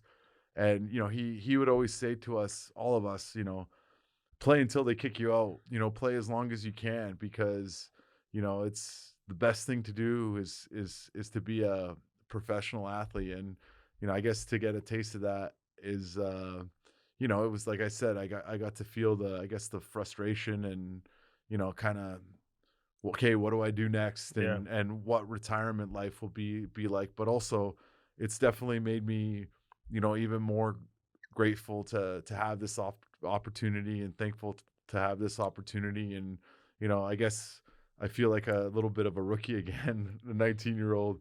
You look like a rookie. I haven't had to make a team since 2007. So, just having that, that motivation and that little bit of extra, it's just a new lease on life. And it's, I'm really happy to have this opportunity. Did you think you'd get another opportunity? Like, were you thinking like, okay, my career's done, I'm never going to play again? Or did you always believe that this chance would come for you? To be honest, I a little bit of both, but I was trying to stay more on the positive side. Even though it was really, really hard, a lot of, there was a lot of, negative thoughts and, depressing times, just overthinking things and getting into my own head. But I just tried to stay, as positive as I could. And I think, I got to give a lot of credit to my wife and my family, and, especially my wife and my kids. They kind of kept me going, and, kept me in a good mind space, and, made sure that I was, still doing things to keep my mind and my body healthy, and everything like that. So to have, especially my wife's support was really big. And, I don't know where I would be or what I'd be doing if I didn't have, my wife and kids and their support, and, them keeping me, I guess, looking at the positive of things. So I'm really happy and grateful for them as well. Gotta have it, man. Dude, I get Gotta have it. I'd be lost. Yeah. Lost puppy dog. Yeah. You gotta have that. But your family life's good, man. I mean, the wife, kids, everything. You got through a lot of shit, but you're able to kind of now focus on the future. Yeah. Everything's good from that standpoint. And I mean, for myself, I had to do a lot of work on myself and fixing, on myself, and hold myself accountable for, the way I was, just the way that I was. And if you look at my career, my first, 9-10 years, everything's going good. You win, you're young, you're feeling good, you're scoring goals, you're getting points, You're getting paid. You're getting paid. You're goddamn right. Yeah. And, like, I was lucky enough to win a Stanley Cup in my 4th year, went back to the finals 2 years after that, had some other pretty good teams and playoff runs. And then, you start to struggle personally, you start to struggle on teams, you miss the playoffs, which I hadn't really experienced too much of. I was very lucky that I didn't get to experience a lot of that. I think I made the playoffs 9 out of my first 10 years, and played what 100 and I'm just guessing here 115 playoff games in my first 10 years. God. And then you start missing playoffs and the most poor the biggest thing is like you start struggling as an individual, where the goals aren't coming, the points aren't coming, and Getting chirped a little bit. yeah, and then you're in Canada, the media starts Fuck yeah. chirping you, and then I signed that big contract, and they're like, oh, they start saying, oh, what one of the worst free agent signings, and you try not to listen to it, but unfortunately, you can't get away from it. And for me, I just didn't deal with it properly. I think I just had a lot of anger built up, and then in 2015 my dad passed away, and it was by suicide, so I didn't deal with that properly. I didn't grieve properly with that, so I didn't fix that, and yeah, it just started to pile up, and eventually it just brought me to a point where I wasn't in a good place. So in a way, I guess it was kind of a blessing in disguise, because I had to fix myself, and it's a lot of work. It's probably the hardest thing I've had to do is, hold myself accountable and really look in the mirror and be honest with myself. And yeah, so, going back to what you asked, about my family and everything good there. Yeah. Everything, is better now because of, just dealing with things the right way. And going back to what I talked about before, having a partner to support you, throughout it all. Even though, there was a time period where I kind of had to, do some stuff on my own, but, once we, got back together and reconciled everything, it was, we've been able to build a stronger and better relationship. And I give her a lot of credit for Brittany, that. right? Yes. Yep. Yeah, but she talks publicly about like she's proud of your sobriety and all that, right? So that's part of your story now, right? Right. So how long you been like? What'd you do? You were part of in the substance abuse program, so Correct. that was you just had to go get sober or what? Yeah, I'm like, I'm coming up to 22 months here, so I'm around 650 days, and that's been a big part too. Just having the support of people in the sober community. I've actually even some old friendships that kind of got lost, and guys that are also in the program. I've rekindled the relationships with them, and you realize how much support there is in that. A lot more than you think. Way more guys, than you think, and because it's a program of anonymity. You don't even know who's really in it. And then you start seeing guys who are in it. And then, guys are always reaching out, and you're reaching out to other guys, and everyone's kind of helping out each other. So to have that support as well was really big and really huge. You've played with some like legit superstars, obviously, even McDavid and Draisaitl and these guys at Edmonton. So give me some guys who behind the scenes have been there for you, like who really like stepped up and like said, hey, you need something, like you can reach out to me. Were there any former teammates or guys around the league that that really were there at your lowest point for you? Just mostly some former teammates and stuff. A former junior teammate, Wasey Rabbit, he's a guy that would reach out to me and it's kind of been there for me. Another guy that's, been big and supportive has been Johnny Boychuk. Yeah, he's a guy that I've talked to a lot, and it's almost too much to name, but I kind of would say those two, more than anyone. So other than that, Wasey Rabbit, is that what his name? That's what his name is, Wasey Rabbit. Did you win a cup with him? A Mem Cup with him. Yeah, Damn right. He was actually I think he was a former Bruins pick, so he was in Providence too when I was in Boston. Dude, you went like this, man. Like fucking quick. Became really popular. Fucking did everything. Like it's just funny how you feel like you're on top of the world and nothing's stopping you. And all of a sudden you get knocked down a little bit. You got to build yourself back, man. But fuck, you rose to the top fast. You did. It honestly, it's crazy. It did happen really fast. And, I went from I remember the summer of, what was it, 2004. I was 16 years old, and I didn't even have a junior team that I was gonna play on yet. And so I remember, so I was a part of our school band. I played the saxophone, actually. I'm sorry. Yeah. That's sexy as shit, though. Yeah. If you would have said the flute, I'd be like, Yeah. So- saxophone sexy. Yeah. And my older brother was actually a drummer. He was in the percussion side. Yeah, And see, drummer's cool too. Yeah, I was good. Goddamn right. That's what I uh, played. I played that. No, you didn't. I did. Some No, you didn't. percussion. Don't Go ahead. lie. yeah. No. Would you triangle? He You did. played a He did triangle? the flute.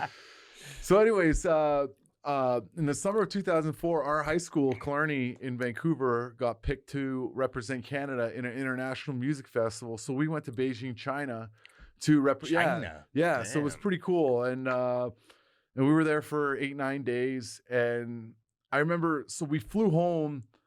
You know, what was it, like 14 hours, 16 hours back to Vancouver, and like an hour or two before I landed, there was a message on the answering machine from a junior beating coach named Shane Cuss.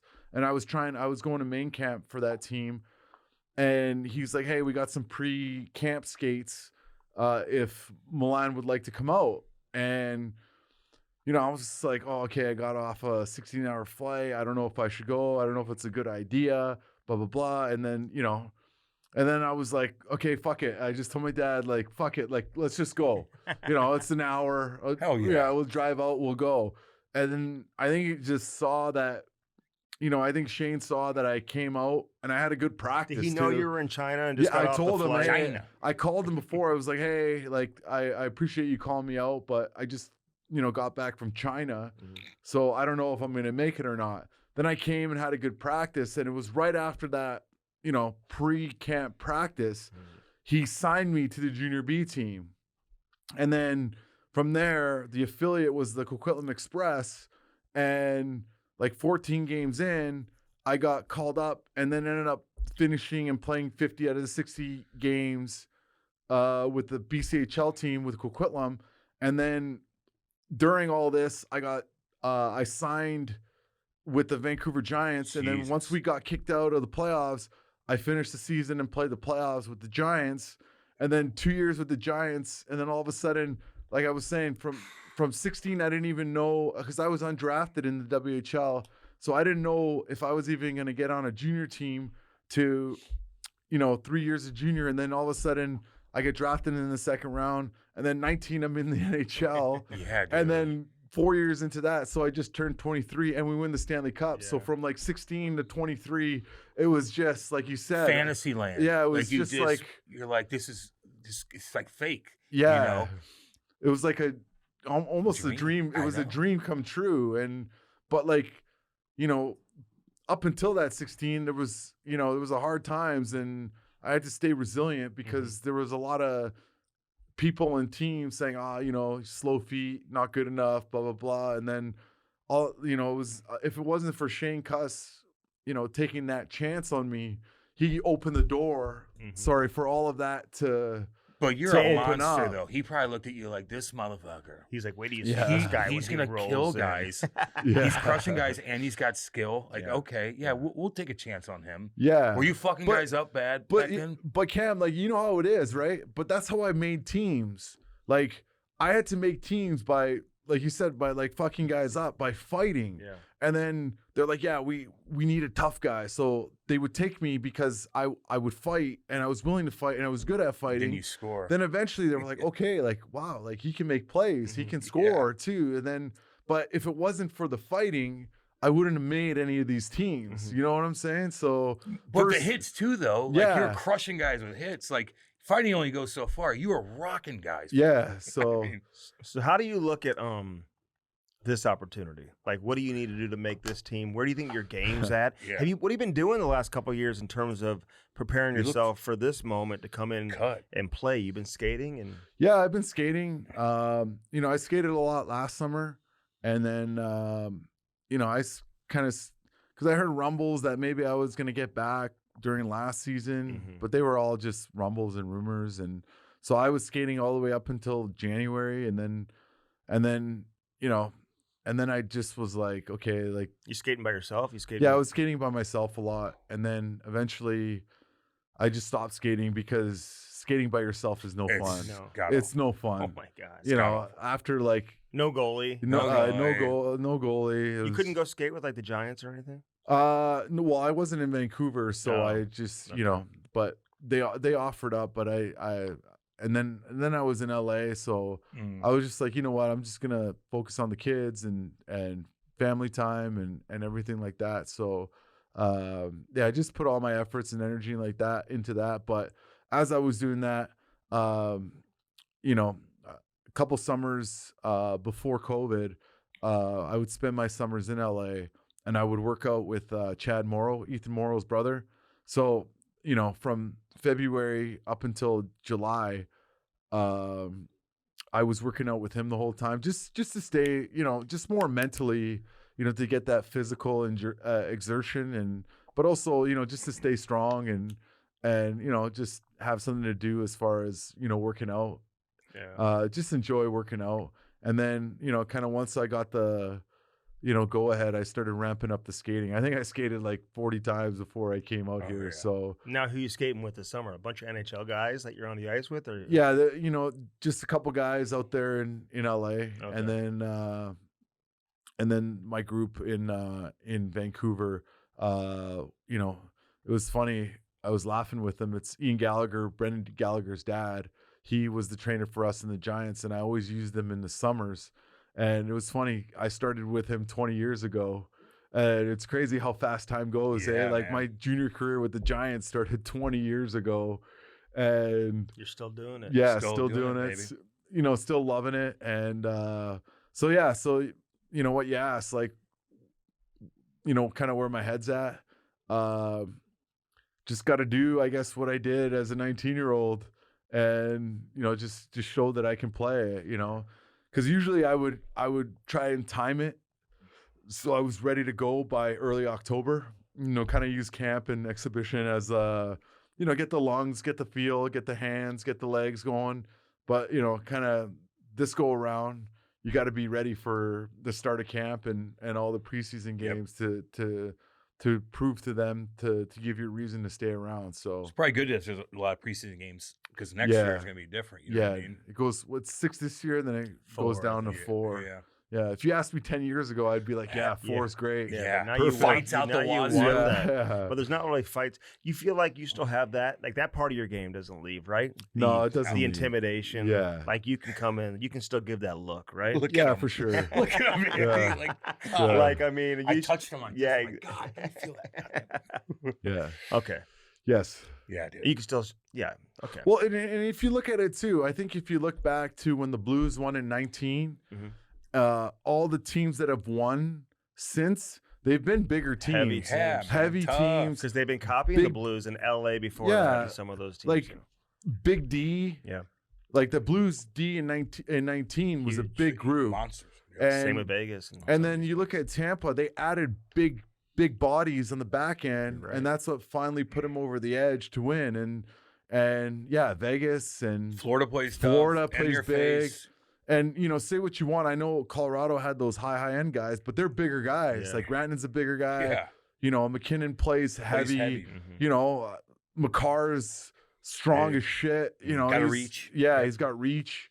You know, him, Taze, Manson, Johnson, Big Joshy Manson. Yeah. Johnson. Big you know, boy. they're it's bigger teams that are bigger bodies, because you need guys that can, you know, handle Wear you that. down. Yeah, wear you down, but also handle, you know, that physicality that's coming at you. So you kind of see there's a trend going back to the bigger, I guess, ground and pound type of game. So what's the selling point? Like, because listen, so for people who don't know, because you and I were talking about this, you had Army in the World Championships. Claude Julien, you won a cup with. Monty was your coach. You played in the World with Jake Neighbors. I mean, you played against Alexander Steen for years. Yeah. You know Shenner. You Otter, know yeah. Otter. Like, Well, I'm Webb's- sure Otter's yell at Webby- you on Webby the was ice. in Buffalo, so we Yeah. were in Yeah. the same division. So Great guy. what are the Blues saying to you to get you to accept the tryout to come here to this camp as opposed to somewhere else? Well, I think one of the main things was, you know, when I talked to Monty, he just said, you know, you'd be in a similar, basically the same role as you were in coming into Boston. Mhm. You know, just the older guy to provide leadership, but also, you know, I think one of my biggest things is and this is something I learned from Don Hay in junior Mhm. was, you know, I've always practiced hard. You know, you bring into practice, and I always find when you work hard in practice, the game is easier. And it's funny, you know, just to pump myself up before I came here, me and Wasey, we watched The Last Dance again. And it's funny, you look at Michael Jordan, like same thing, like he pushed his teammates in practice.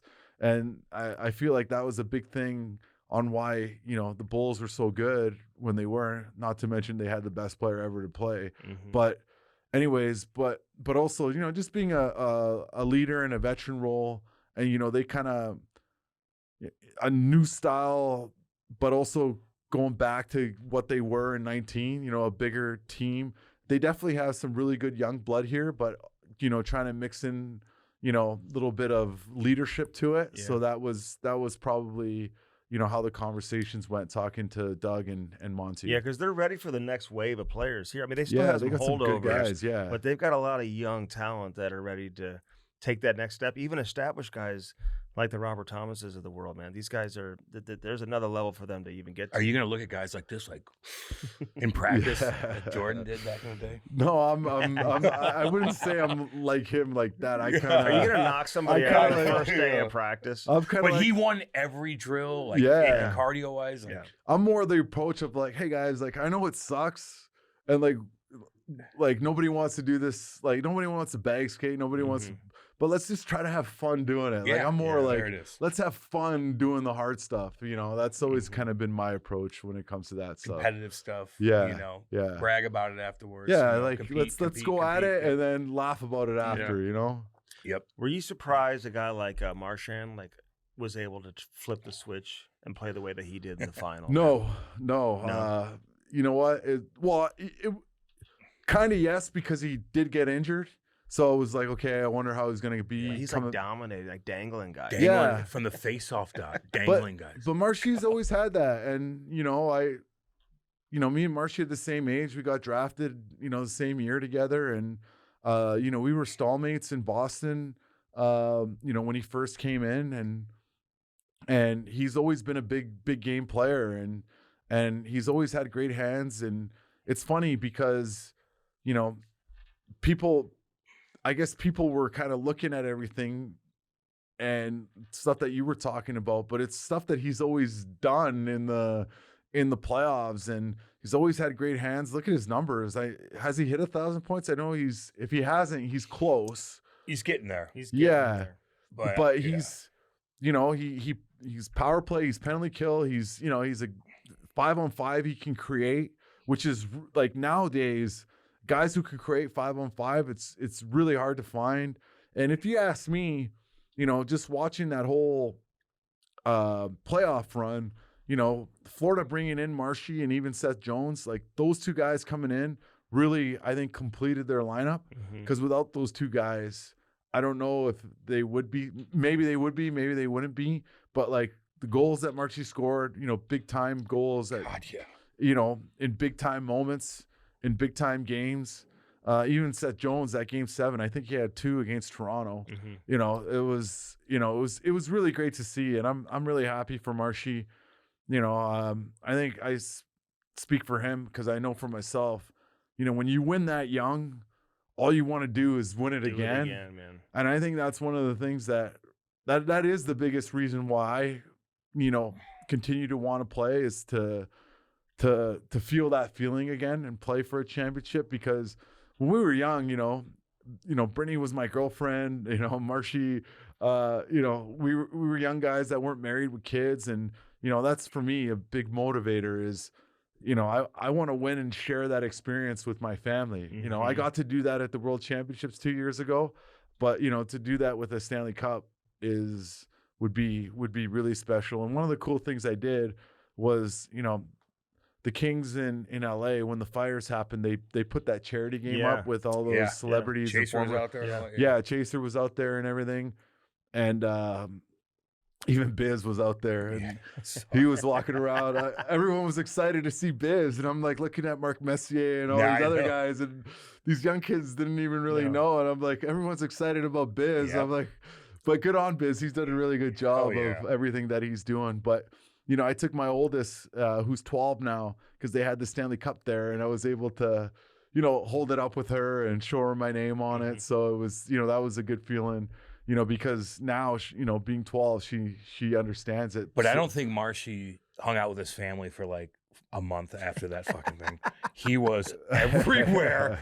And then he trolls all the teams too on social media. Oh my He God. don't That was give a funny. fuck. Oh my God. Hell yeah, that's funny. Who laughing cares? at that's Marshy though. Yeah. You know, He's funny. God, he's hilarious. Yeah, he's hilarious. Years ago, I was helping coach a team, whatever, and Kurt Frazier, he was an assistant coach for the Dallas Stars, and we were in Dallas, and his son was on the team, so he brought everyone down for the morning skate, and they were playing the Coyotes, and he was like, "Hey, I'm gonna bring Shane Doan over for you guys to meet Shane Doan," and there was Biz, and all the kids wanted to meet Biz, Yeah. and not Shane Doan, because he was already popular I on know. Twitter, man. Like, so it pays to be Twitter popular for sure. He might man. be the most popular guy ever. You know who loved you, and like always pumped your tires, and it's funny because now he's just turned into like just one of the top players in the world is Matthew Tkachuk, man. Like when you were playing with him in Calgary, like did you see this future for him? You just knew like this guy was going to become one of the top players in the league. Well, I saw he was really talented. You know, I could tell he had a really unbelievable skill set. Like to me, below the goal line and in front of the net, he's the best. When he has the puck on his stick, he's the best player in the league. Below the goal, it's kind of like Corey Perry was 15 years ago. You know, 10 years ago. You know, around the net, you know, Corey Perry was the guy, and I think Matt Tkachuk now is the guy. Almost even a higher level with, you know, like I said, when he has the puck around the net or below the goal line, his ability to make plays and finish plays, and you know, he makes his line mates better. He's really stepped it up. You're gonna have to ask him, but from what I saw in my experience, I think Darryl coming in, Darryl Sutter was really big for him. I think it helped him, you know, kind of well-round his game to what it's become. You know, kind of showed him the little extra that he needed to do to get to this championship caliber. And yeah, you know, that's just me talking. I think Darryl had a big positive, effect on his game and what he had to do to get to that championship caliber. Because when I got there, one of the things, you know, Chucky would always say was, you know, his goal every year was to win a Stanley Cup. And that was something that I really loved hearing from a young guy. Like he was willing to do whatever it took to win. And, you know, you see like hits, scrums, you know, kind of everything. He's willing to get in there and do it. And on top of that, he's had what, like 200-point seasons on top of that. You played against his dad too, man. I did play against his dad. You know, I was laughing because, you know, just talking to Steiner yesterday, you know, I was in my head going, I wonder how many guys in the league there are still that played against him when he was in Toronto. I played against him when he was in Toronto. So, yeah, that's fine. Hey, listen, did you play for Darryl in LA too? I did. So was he crazier in LA or Calgary? And did you like him? I like Darryl. I really like Darryl. The thing with Darryl is, you know, he's kind of like, I would say he's like the Belichick and Popovich of the NHL. He's just honest, you know, and he just demands, you know, hard work every day. And his approach is too, like he's going to be hard and ride the best players on the team. And, you know, he's not only is he holding everyone accountable, but he's holding all the guys accountable. And you know what? I'm friends with Julian Edelman, and I love his podcast, especially when he does Belichick impressions. Oh yeah. And it's very similar to what I heard, you know, some of the stuff that Darryl would say. And yeah, you know, some of the stuff was, you're just like, where the fuck did that come Is he from? dating a 24-year-old girl? No, he's not. He's back at the ranch. On the sidelines, directing traffic. We didn't talk about that last time. Yeah, but no, but Darryl's great.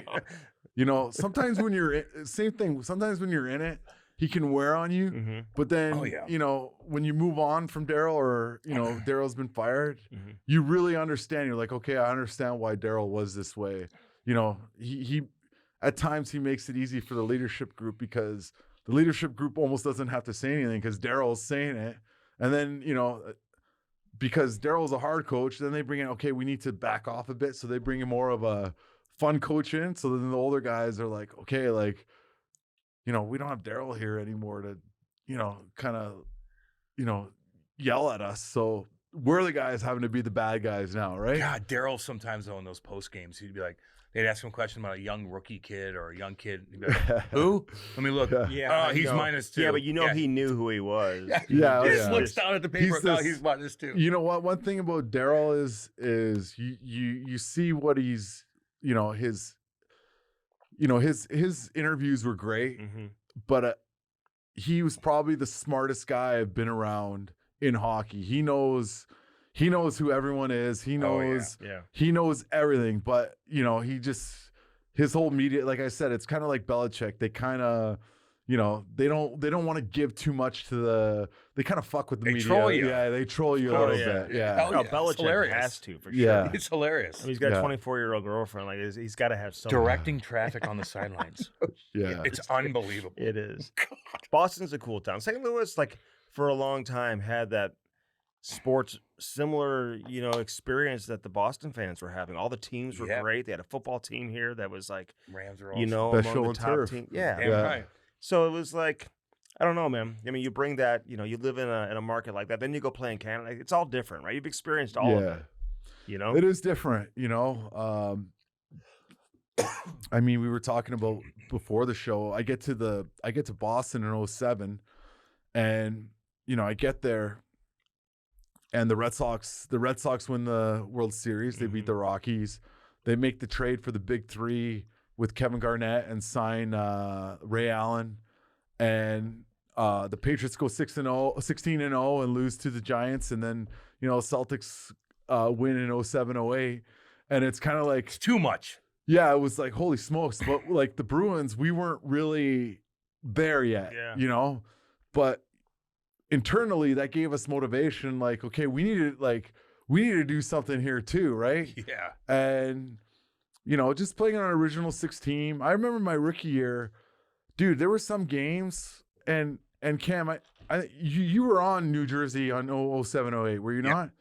And I don't know if you remember this. We played you guys on like a Tuesday night, and it was a snowstorm, and a bunch of the highways and roads were closed. I think there was 3,500 people in the crowd. Oh yeah, dude. That's Yeah. happened a couple times. Like, people forget, you know, from that Joe Thornton trade up until probably the playoffs in 2008.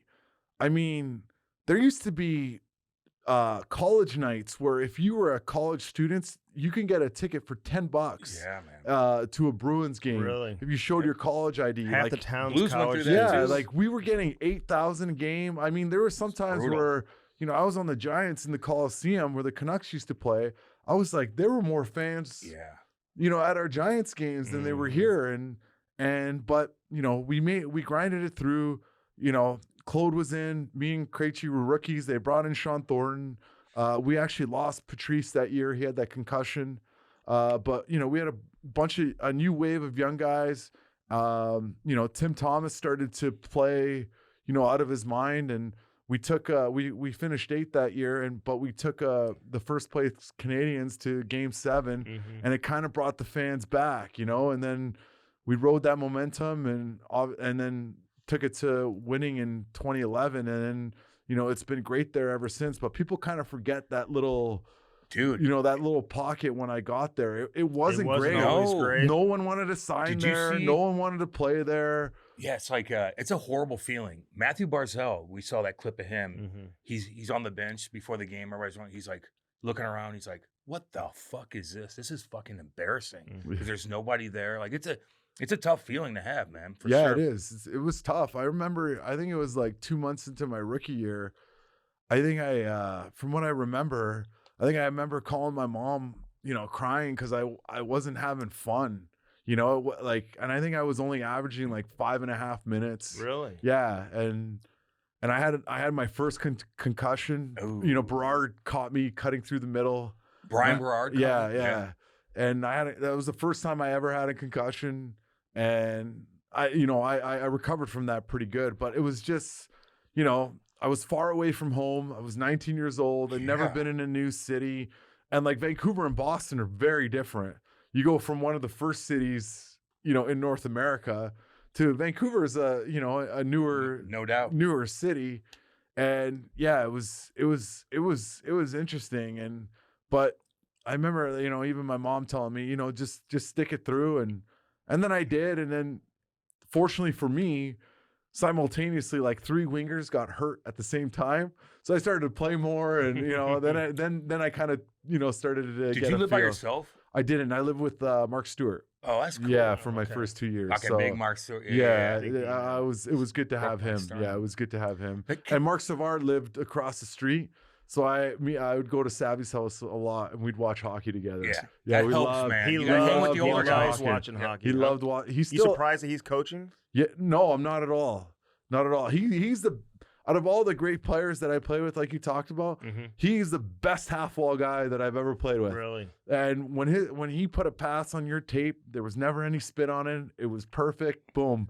And yeah, so to see him doing what he's doing today, I'm not surprised at all. I was at the Stanley Cup final in 2011. I remember, like, I don't know if he came out and waved the flag. Nathan Horton did one game, and like, the Yeah, I crowd was in went game crazy. 6. Yeah. You know, they had a bunch of guys who got hurt. What do you think of Chara, like, running marathons? Jesus, does he ever stop working out? Yeah. Is he real? What is he? That's Big Z. That's Big Z. He's a beast. He loves for him, he loves that stuff. Like, even when he was playing, he loved road biking. You know, he would do legs and stages of the Tour de France. Yeah. You know, during his playing days, and I guess he got into marathon running, and he loves it, and he's addicted to it. And 6'9". Like, how hard are your knees? Like, I couldn't imagine.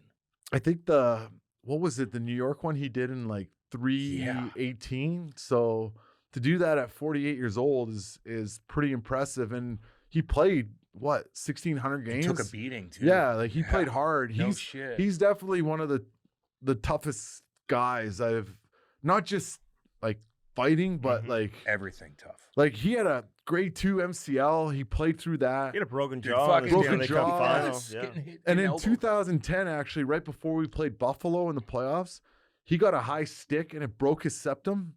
He got the surgery. He missed 2 games, put a cage on, and came back.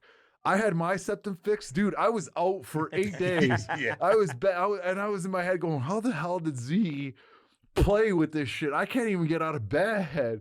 So when you talk about mental toughness and resilience, God. he's definitely the epitome of that. Oh, yeah. Dude, let me ask you something. When you're getting a little older and say you hit a guy, and maybe it's a little borderline, and you got like George O'Rourke, who I respect and love, and he comes out, tweets out like, "Hey, Edmonton, sign me up." Like, what do you think of that? Do you laugh at it? I laugh Do you at text it. him like, "What are you doing, dude?" No, I don't text him, but I know, I've gotten to know George. I love it. Great you know. guy. Great guy. I just like you said, I just laugh at it. I think it's great. So yeah, it's just, at the end of the day, it's also George being George. So He's like, "I'm going to sign me up." Yeah. Like, okay. Where do you think your game is at now? Like, you feel like it's gonna take you like timing and all that stuff. Like, it's not. It's like riding a bike. Like, how do you describe? Well, I hope it's like riding a bike. Yeah. No, you know, today's skate, we played some 5-on-5, and I felt really good out there with the guys. I was a little bit worried about like keeping up with the pace, but you know, I was able to do that no problem. And so I Cam feel, would have counted his stats. I would have So counted how my many stats goals did you and- have today? and probably tweeted it out. And assists did you have today? you know what? There weren't a lot of goals scored today. No. I'll tell you that. We did see even some 2-on-1s, and I come said on. after, I was like, this was a goal scoring drill. I think we only scored 2 goals as a whole group. Who was in goal? Was Bennington there? Hoff, yeah. he stood on his head, and He's then good, I don't man. know the other guys that were in net, but Okay. You look thin, dude. You look like yeah, I'm freaking almost too cut thin. up, baby. I think I'm down to like 225 now. So I think that's good, though, right? I mean, yeah, we'll see how it goes. Yeah, the only thing is you know, sometimes I always felt like my where I felt my best was around 233, 234, because my style of play, those battles in the corners and in front of the net, just having that little extra weight, Get off me.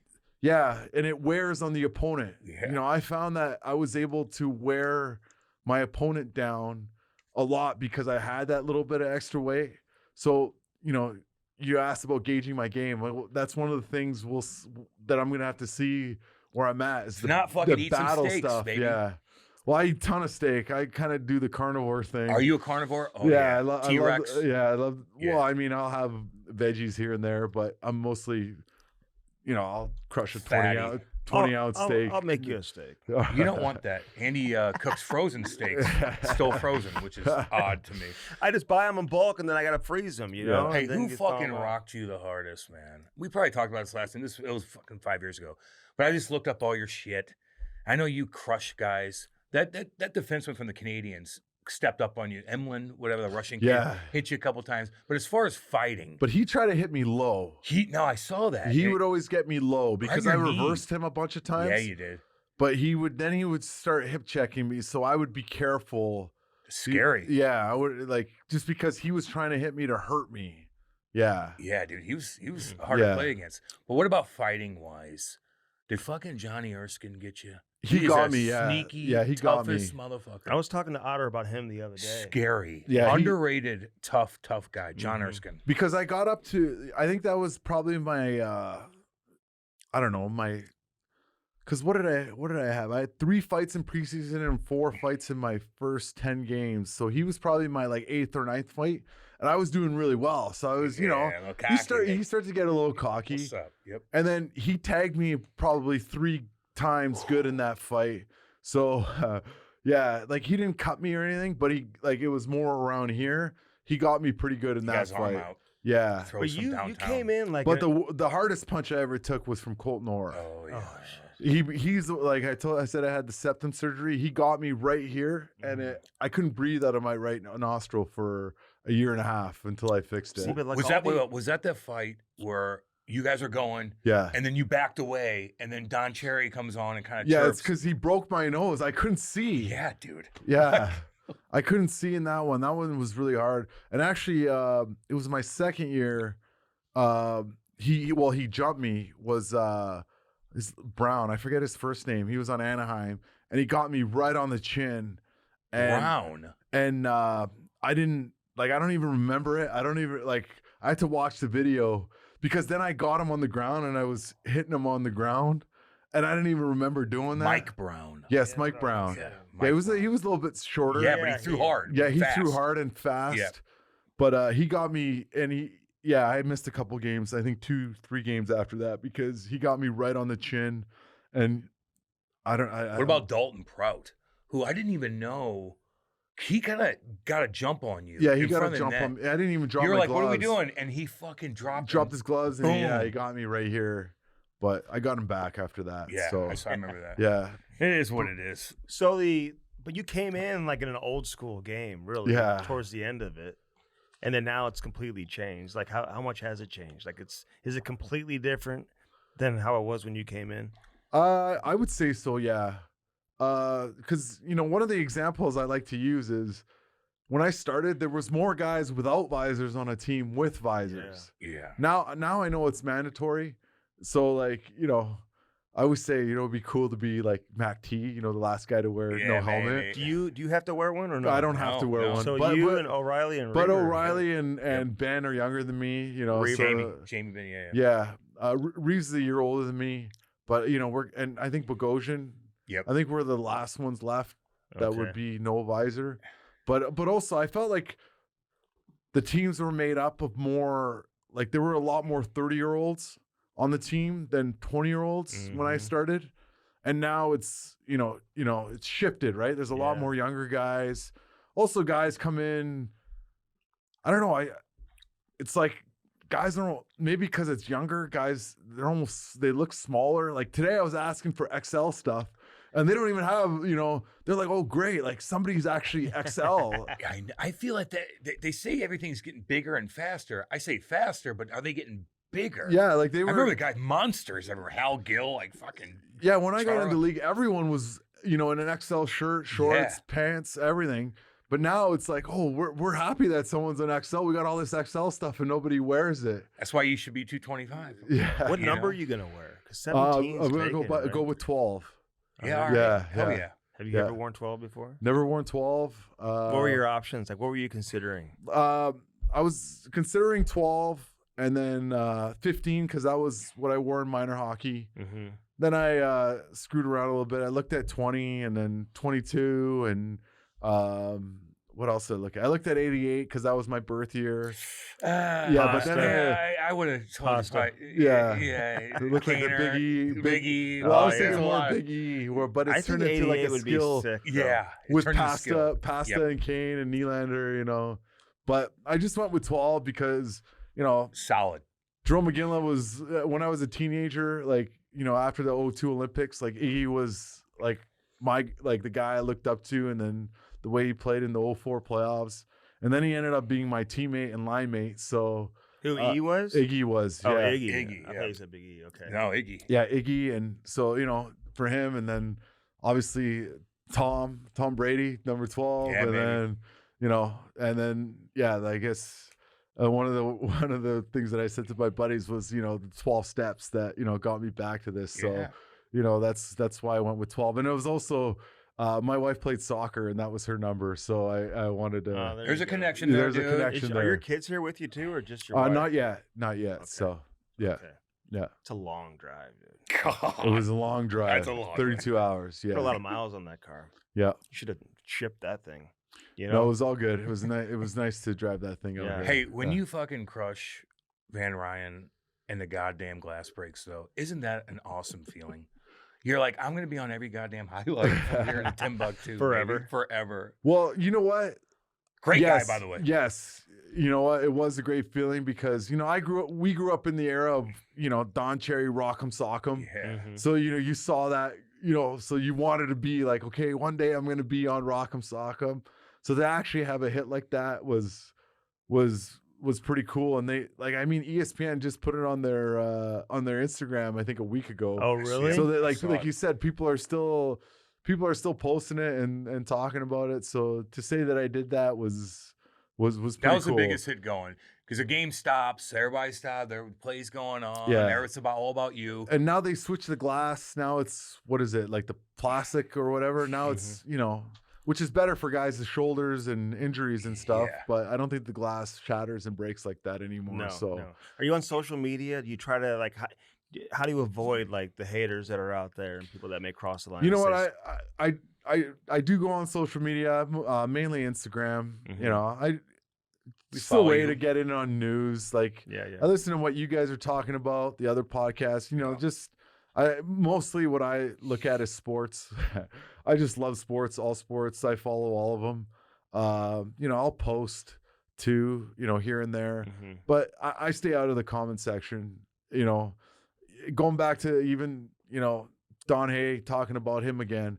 He told me specifically. He goes, if you're not, he goes, because one time I was like really happy that the newspaper province in Vancouver wrote a great piece on me, and then I got a little cocky and I struggled for like 3 or 4 games. Yeah. Mm. And then he brought me in and he was really hard on me, but it was a good thing. But he said to me, he goes, Luch, if you won't read it when it's bad, don't read it when it's good. Mm. And I've actually done that my whole career. So I've always stayed out of the comment section, or if I'm watching, whatever, TSN or Sportsnet or ESPN or the local one, which was Nesson, whatever it is, whenever they start talking about me, I'll change the channel. Yeah. So I've always been that kind of way because honestly, what's said internally is really what matters. Mhm. What your coaches think of you, what your players think of you. And obviously, the fans, what they think of you is obviously important. But for the most part, I stay away from The haters don't know you, dude. Yeah, they they- don't know you. that's why I stay out of the comment section. Would of you have all been that. okay if you never played again? Like, did you feel like this is like you needed to you needed hockey back to really have closure on your career and everything else that you've been doing forever? I think it would have been tough. I mean, if it was something I had to live with, I would have had peace with it. But it was something that I think I wanted to do to get. I wanted to do, to at least try. Yeah. Not just for myself, but for my family as well. And so Your kids play hockey? my son does, yeah. So he plays hockey. He's 7 now, and he's a junior. So just What, Milan Jr.? Yeah. Is he? yeah. Milan Jr. Yeah. Junior. Yeah. Oh, that's great. Yeah, he's a big That's boy great. too. Is so. he? But yeah, he's still working a lot of kinks out. But he enjoys going out and playing. But yeah, it's it's something that I really wanted to give a go at. So, like I said, that's why I'm really happy about the opportunity to get a chance to do that. What about after hockey? Like, would you want to coach? Would you want to? UFC. Hey, you got the UFC shirt on. You right? made some coin. Are you gonna go to the White House UFC? You should do that next year for the 2000. Well, I'd have to fight in the light heavyweight division. I don't know if I can. No, get they're putting on. 205. Yeah, we don't need you fighting. We'll go down there and party and watch the damn thing. Yeah, But would you coaching like I don't know. chill out, kick your feet up, watch no, your kids you grow? know what? I don't know if chilling out would be good for me. Okay. stay So busy. I would Discuss it, yeah. I would do something to stay busy. First off, it would be whatever opportunity comes my way. Yep. I know a lot of people have told me I've been good with media, so if it's something like that, but I love the game of hockey. I love sports. I mean, if coaching was an opportunity, I would definitely entertain that. The only thing about coaching is it's a lot more work than people think. Oh, Like the amount of video they watch, travel. for them to break down like a 6-minute video, it's 2 hours, like people don't really realize what the work coaches put in. Yep. They're there before the players, after the players leave. So but if an opportunity was there, I would be definitely willing to try it. Management's different. I think you're traveling on your own a lot more. At least coaching, you're with the team, right? But with management, you're kind of on your own schedule. You're watching a lot of hockey live, going to different rinks, depending on what levels you're doing. But yeah, I would love to stay in the game at some kind of capacity. You should own a team. You should own a junior team. And we'll be partners with you. We want a junior Seriously, team. we want to. Yeah, goddamn right. That'd be the coolest thing. Have you done your research on the Blues? Like have you looked at video and stuff like that? Like, what do you think you're walking into in terms of the team you're walking into?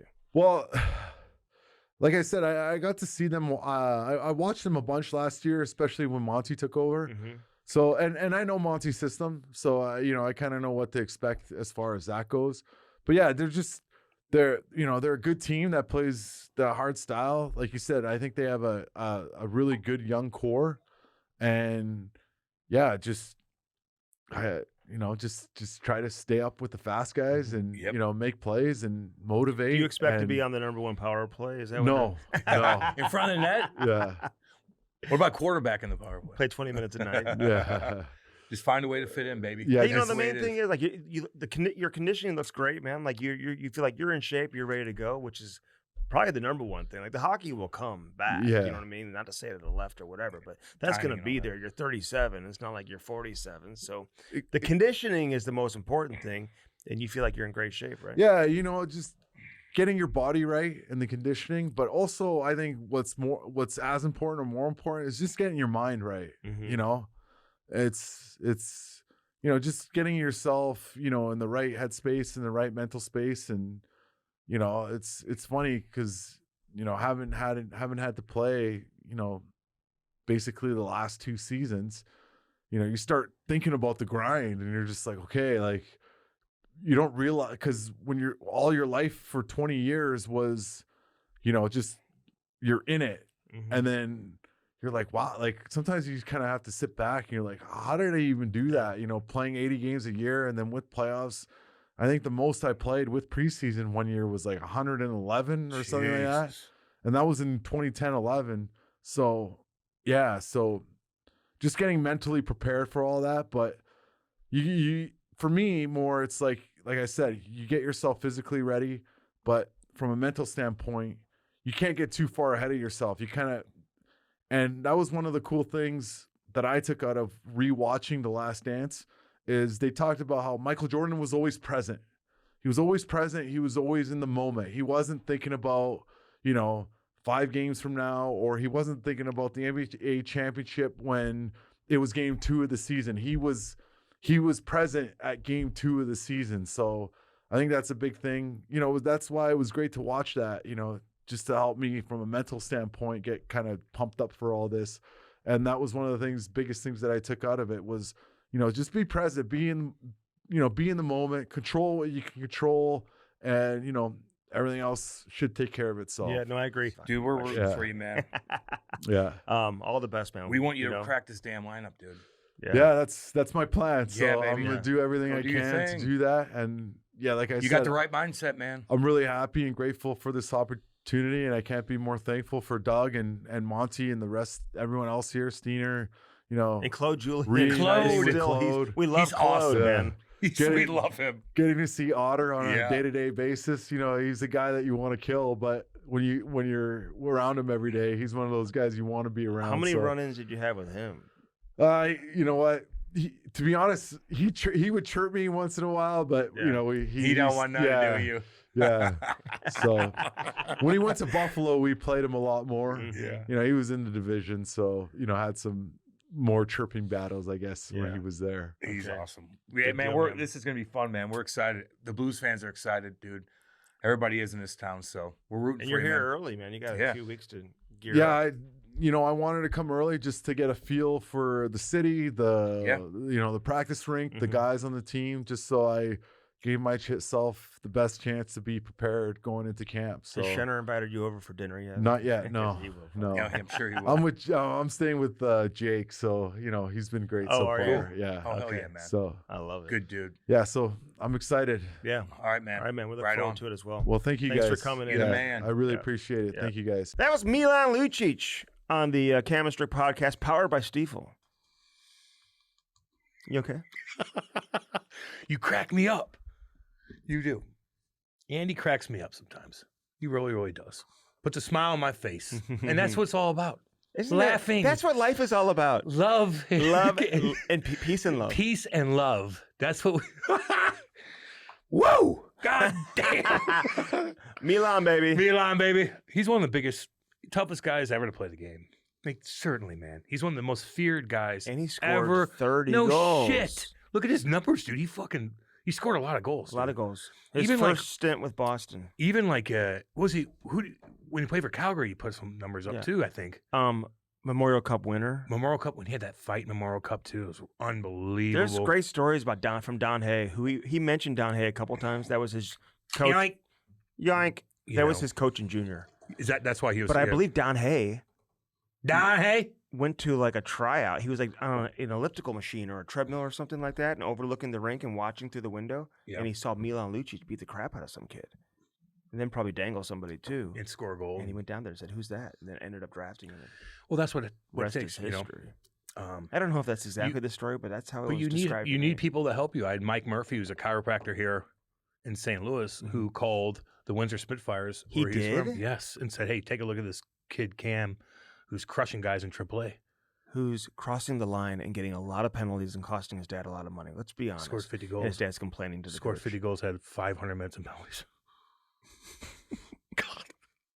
And Mike Murphy's like, you got to just take a look at him. And they drafted me third round. Really? Yeah. They didn't know who you were? No. I That's don't know. how a lot That's of how it these goes, teams man. rely on information They're like, from people. and they watch you. They're like, Jesus. Yeah. Who's this guy? Who's this fucking kid? Well, we're number 16 too. My dad's like, In junior? no, in AAA. Oh, you did? He's like, we're 16. Can I see Everybody's some- looking do for you have any 16. highlights? Yeah, I got DVDs. Oh yeah. Yeah. That's why I made me fucking DVD after Well, DVD after DVD. Let's, It's I don't awesome. have a DVD machine, but let's bring it in. We'll find one. You're gonna look at my stride and stuff and be like, yeah, I was better than you. I'm like, yeah, that's Watch me score goal. I'm dangling guys. Power play, penalty kill. I never came off the ice. Rocking. Never came off the ice. You know. But no, you're better. Come on, Milan. Come on, baby. Make this team. Let's go. Make the decisions tough, and I think he will. Yeah, sure. But they got to make some moves too. Oh, like, yeah. because they got a lot of guys signing on one-way deals. I know, but The you Blues know are what? pretty fucking loaded. Hey, anybody who's critical of Army for signing like some of these guys who are making a couple $1 million, because some people have, the team wasn't as good when he signed these guys. No doubt. Or he didn't sign, like traded for him. Yeah, like what? I think he signed maybe Joseph? SCA. Yeah, but like Joseph's a productive player. I mean, he's He effective. was when good he's on that his third game. line. He's good on the PK. He's And Texier, when brings he, some speed. And Texier, you He's come not watch bad. him practice. He's like the most one of the best impressive skaters. player. And guess what? When the Blues made the move to bring him on board, I heard from multiple teams who said, "Man, I was trying to get our guys to sign him Yeah. or trade for him." No, when he's on the ice, you notice him. Like, he skates, man. And he scores some goals. Like, So the but he team gets wasn't sick. as good. He Now got they're sick, man. better. Now So they're now better. there's like, what do you do? It's a good problem. They're okay. You want to see Sonny show that he can still play? I mean, All these you know guys, he's gonna man. be banged up because he's He's plays reckless, hard. but plays so hard. Well, even last year they're giving him NBA, kind of the NBA routine where he would sit if there's back to back. Sonny ain't playing No, I know. because he's his body's worn out. But Lucic, man, just his presence alone, I think the In Blues the haven't locker had a room. presence like that since Reaver, Reaver. yep. And Lucic has done more than Reaver, even when Reaver was playing for the Blues. Lucic was on the power play. Yeah, in front of that. Yep. He can And score. look at you. I asked him, do you still Scary. have the look? Can you still intimidate? He's like, hell yeah. Well, yeah. Look at him. You know that he's intimidating guys? You out of your mind? Maybe not you. I wouldn't want to go in the corner with him. Although he you, did you would say hit him. he likes to be heavier, which was interesting. Yeah. I shared this with a few hockey people. He likes to play at a heavier weight because he feels like what he may lose in a little bit of quickness, he has to work harder in the corners and in the battle to get the puck back or to win a battle maybe when he's I don't know if lighter I than he believe is that. when he's heavier, where he can, shield guys off and protect it. He's still 228. Like, you don't need to be. Is that what he said he is? Yeah. He's gigantic. That's still way bigger than most people. And What'd you play at? 212. What'd you play at? 112. It's just 5'7", 112. It's unbelievable. Rockin' cats. 5'10". Or 5'11", really, sometimes. What? You're 5'11"? Sometimes. No, you're not. Sometimes. What am I doing? What am I doing? Let's go. Stand up. Stand up. I don't have shoes on. Neither do I. Get out of here. Oh, jeez. Get out of here. So I'm about the same size as you. No, you're not. I was, dude. No, your head's Matty, way bigger Matty, than I mine. got fucking 2 inches on him. His head is so big. No shit. That's part of my You body. are like, Lucic's head's big too. You didn't say it to him. oh my God, I would never You say didn't say it it to to him. him. No. Just me. You are like shaped very odd.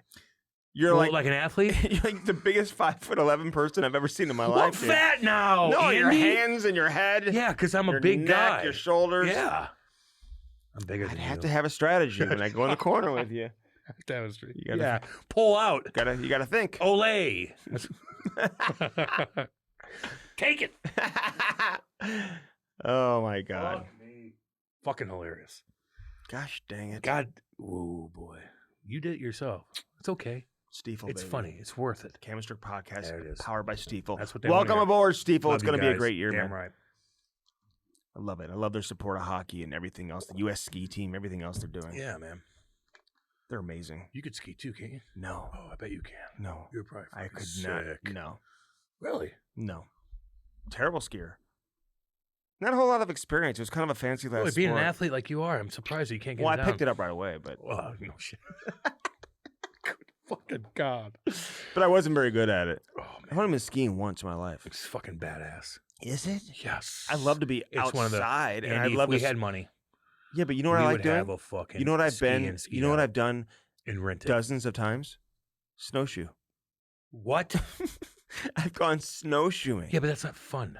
Oh my God, Walking it's in so much snowshoes? fun. No. And you're in the wilderness. It's amazing. I know. Skiing is badass. You would love it. I want to ski again.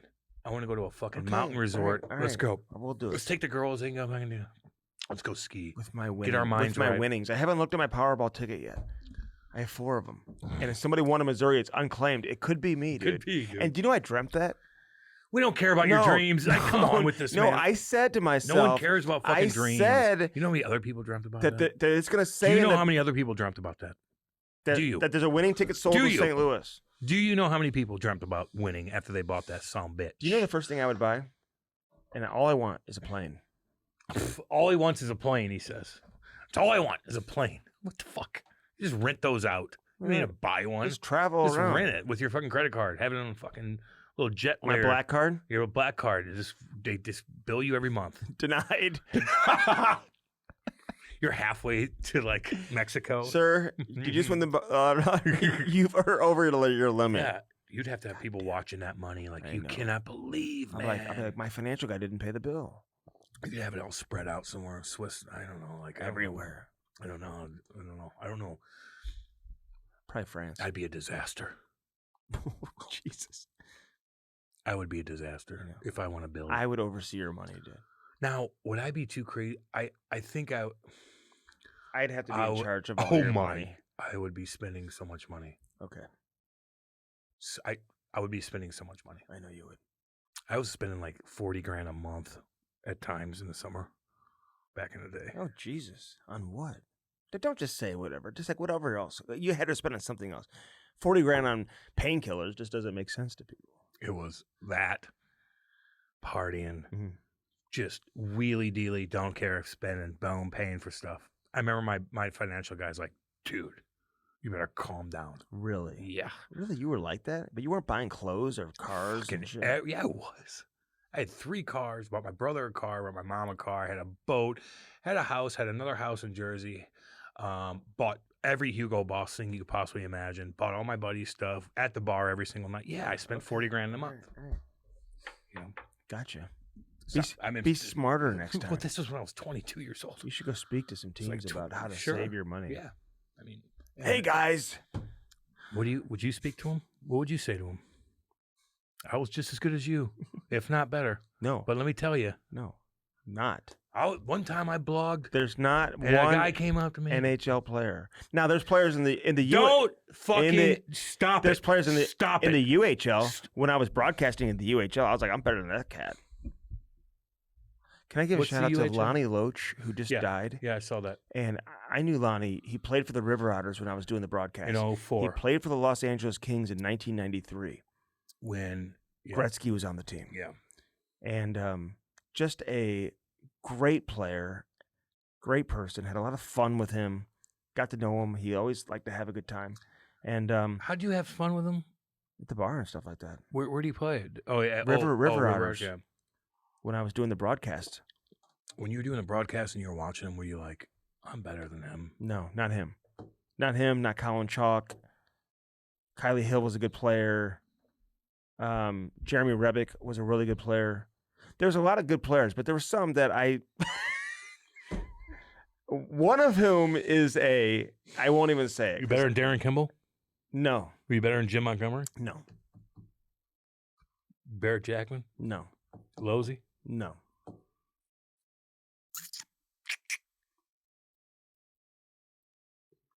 But there were some D3 cats that played for us, Cam. That fourth line. You're way better than I'd play with them afterwards in practice. and you dominated them. And I'd just be like, You're like, fuck, why am I bark?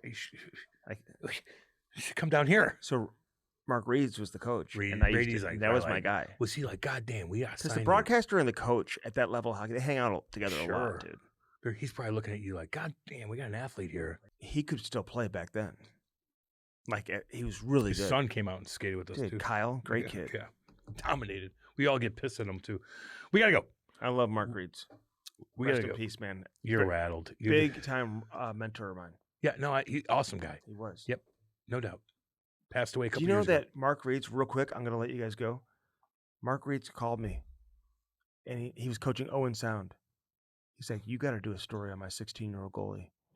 I write this whole story about this kid. Never seen him play. But just wrote all about him, just pumping his tires. This guy looked it all up, got some stats, got some other information about him, called some other scouting people. Jordan Bennington. Son of a bitch. And I've told Jordan this story so many times. Son of a bitch. Andy. Jordan would come to camp and I'd be like, we to this day we talk about Mark Reeds. Good. So I was writing about Mark Reeds before the Blues ever even drafted, or excuse me, Jordan Bennington before the Blues ever drafted Jordan I Bennington. believe that. I believe and that. he took his team to an OHL title. I believe that. I do. Thank you. You're welcome. Stiefel, baby. We'll tell you more about that as we move along. Let's go. Firstform.com/Cam and Strick. Use Let's our go. link and only Let's our link. go. We got some big time guests coming up. Sparks too, baby. Hockey. Sparks, what's Don't up? toe pick Don't toe pick. when the OHL coach is in the stands. That's goddamn right. You goddamn Don't right. be a Seth. You goddamn right. Don't take your skates to Seth. Don't let You Seth goddamn right. ruin your weekend. No. Blue Note Roofing. SparksHockey.com. Blue Note Roofing, baby. 314-920-5713. I won week 1 of our survival pool. No one gives a fuck. I'll let you know how next week goes. I think last year I lost in week 2. I wasn't happy about it. Get right out of town. Well, it's tough, dude. So tough. God. A lot of people picked Cincinnati. They almost lost. They almost lost to the Broncos. Son of a bitch. The Broncos. The Broncos. True float, baby. Shit kicking motherfuckers from goddamn Edmonton. Let's From go. where? Edmonton, Alberta. Yeti. Pussy. True float. Shit kicking. That's what it is. Check their Instagram account today. You can message us if you can't find it, whatever. TRU float and find out how to win a beautiful cooler. The best cooler. Cold as True hell. Float. Enter today, baby. Let's go. Let's go. Milan Lucic, man. Love you guys. Love all so y'all. glad the Blues brought him in. All the best to you and your family, and best Hell of yeah. luck, man, in See this you, coming dudes. training camp, baby. Love you guys. See ya.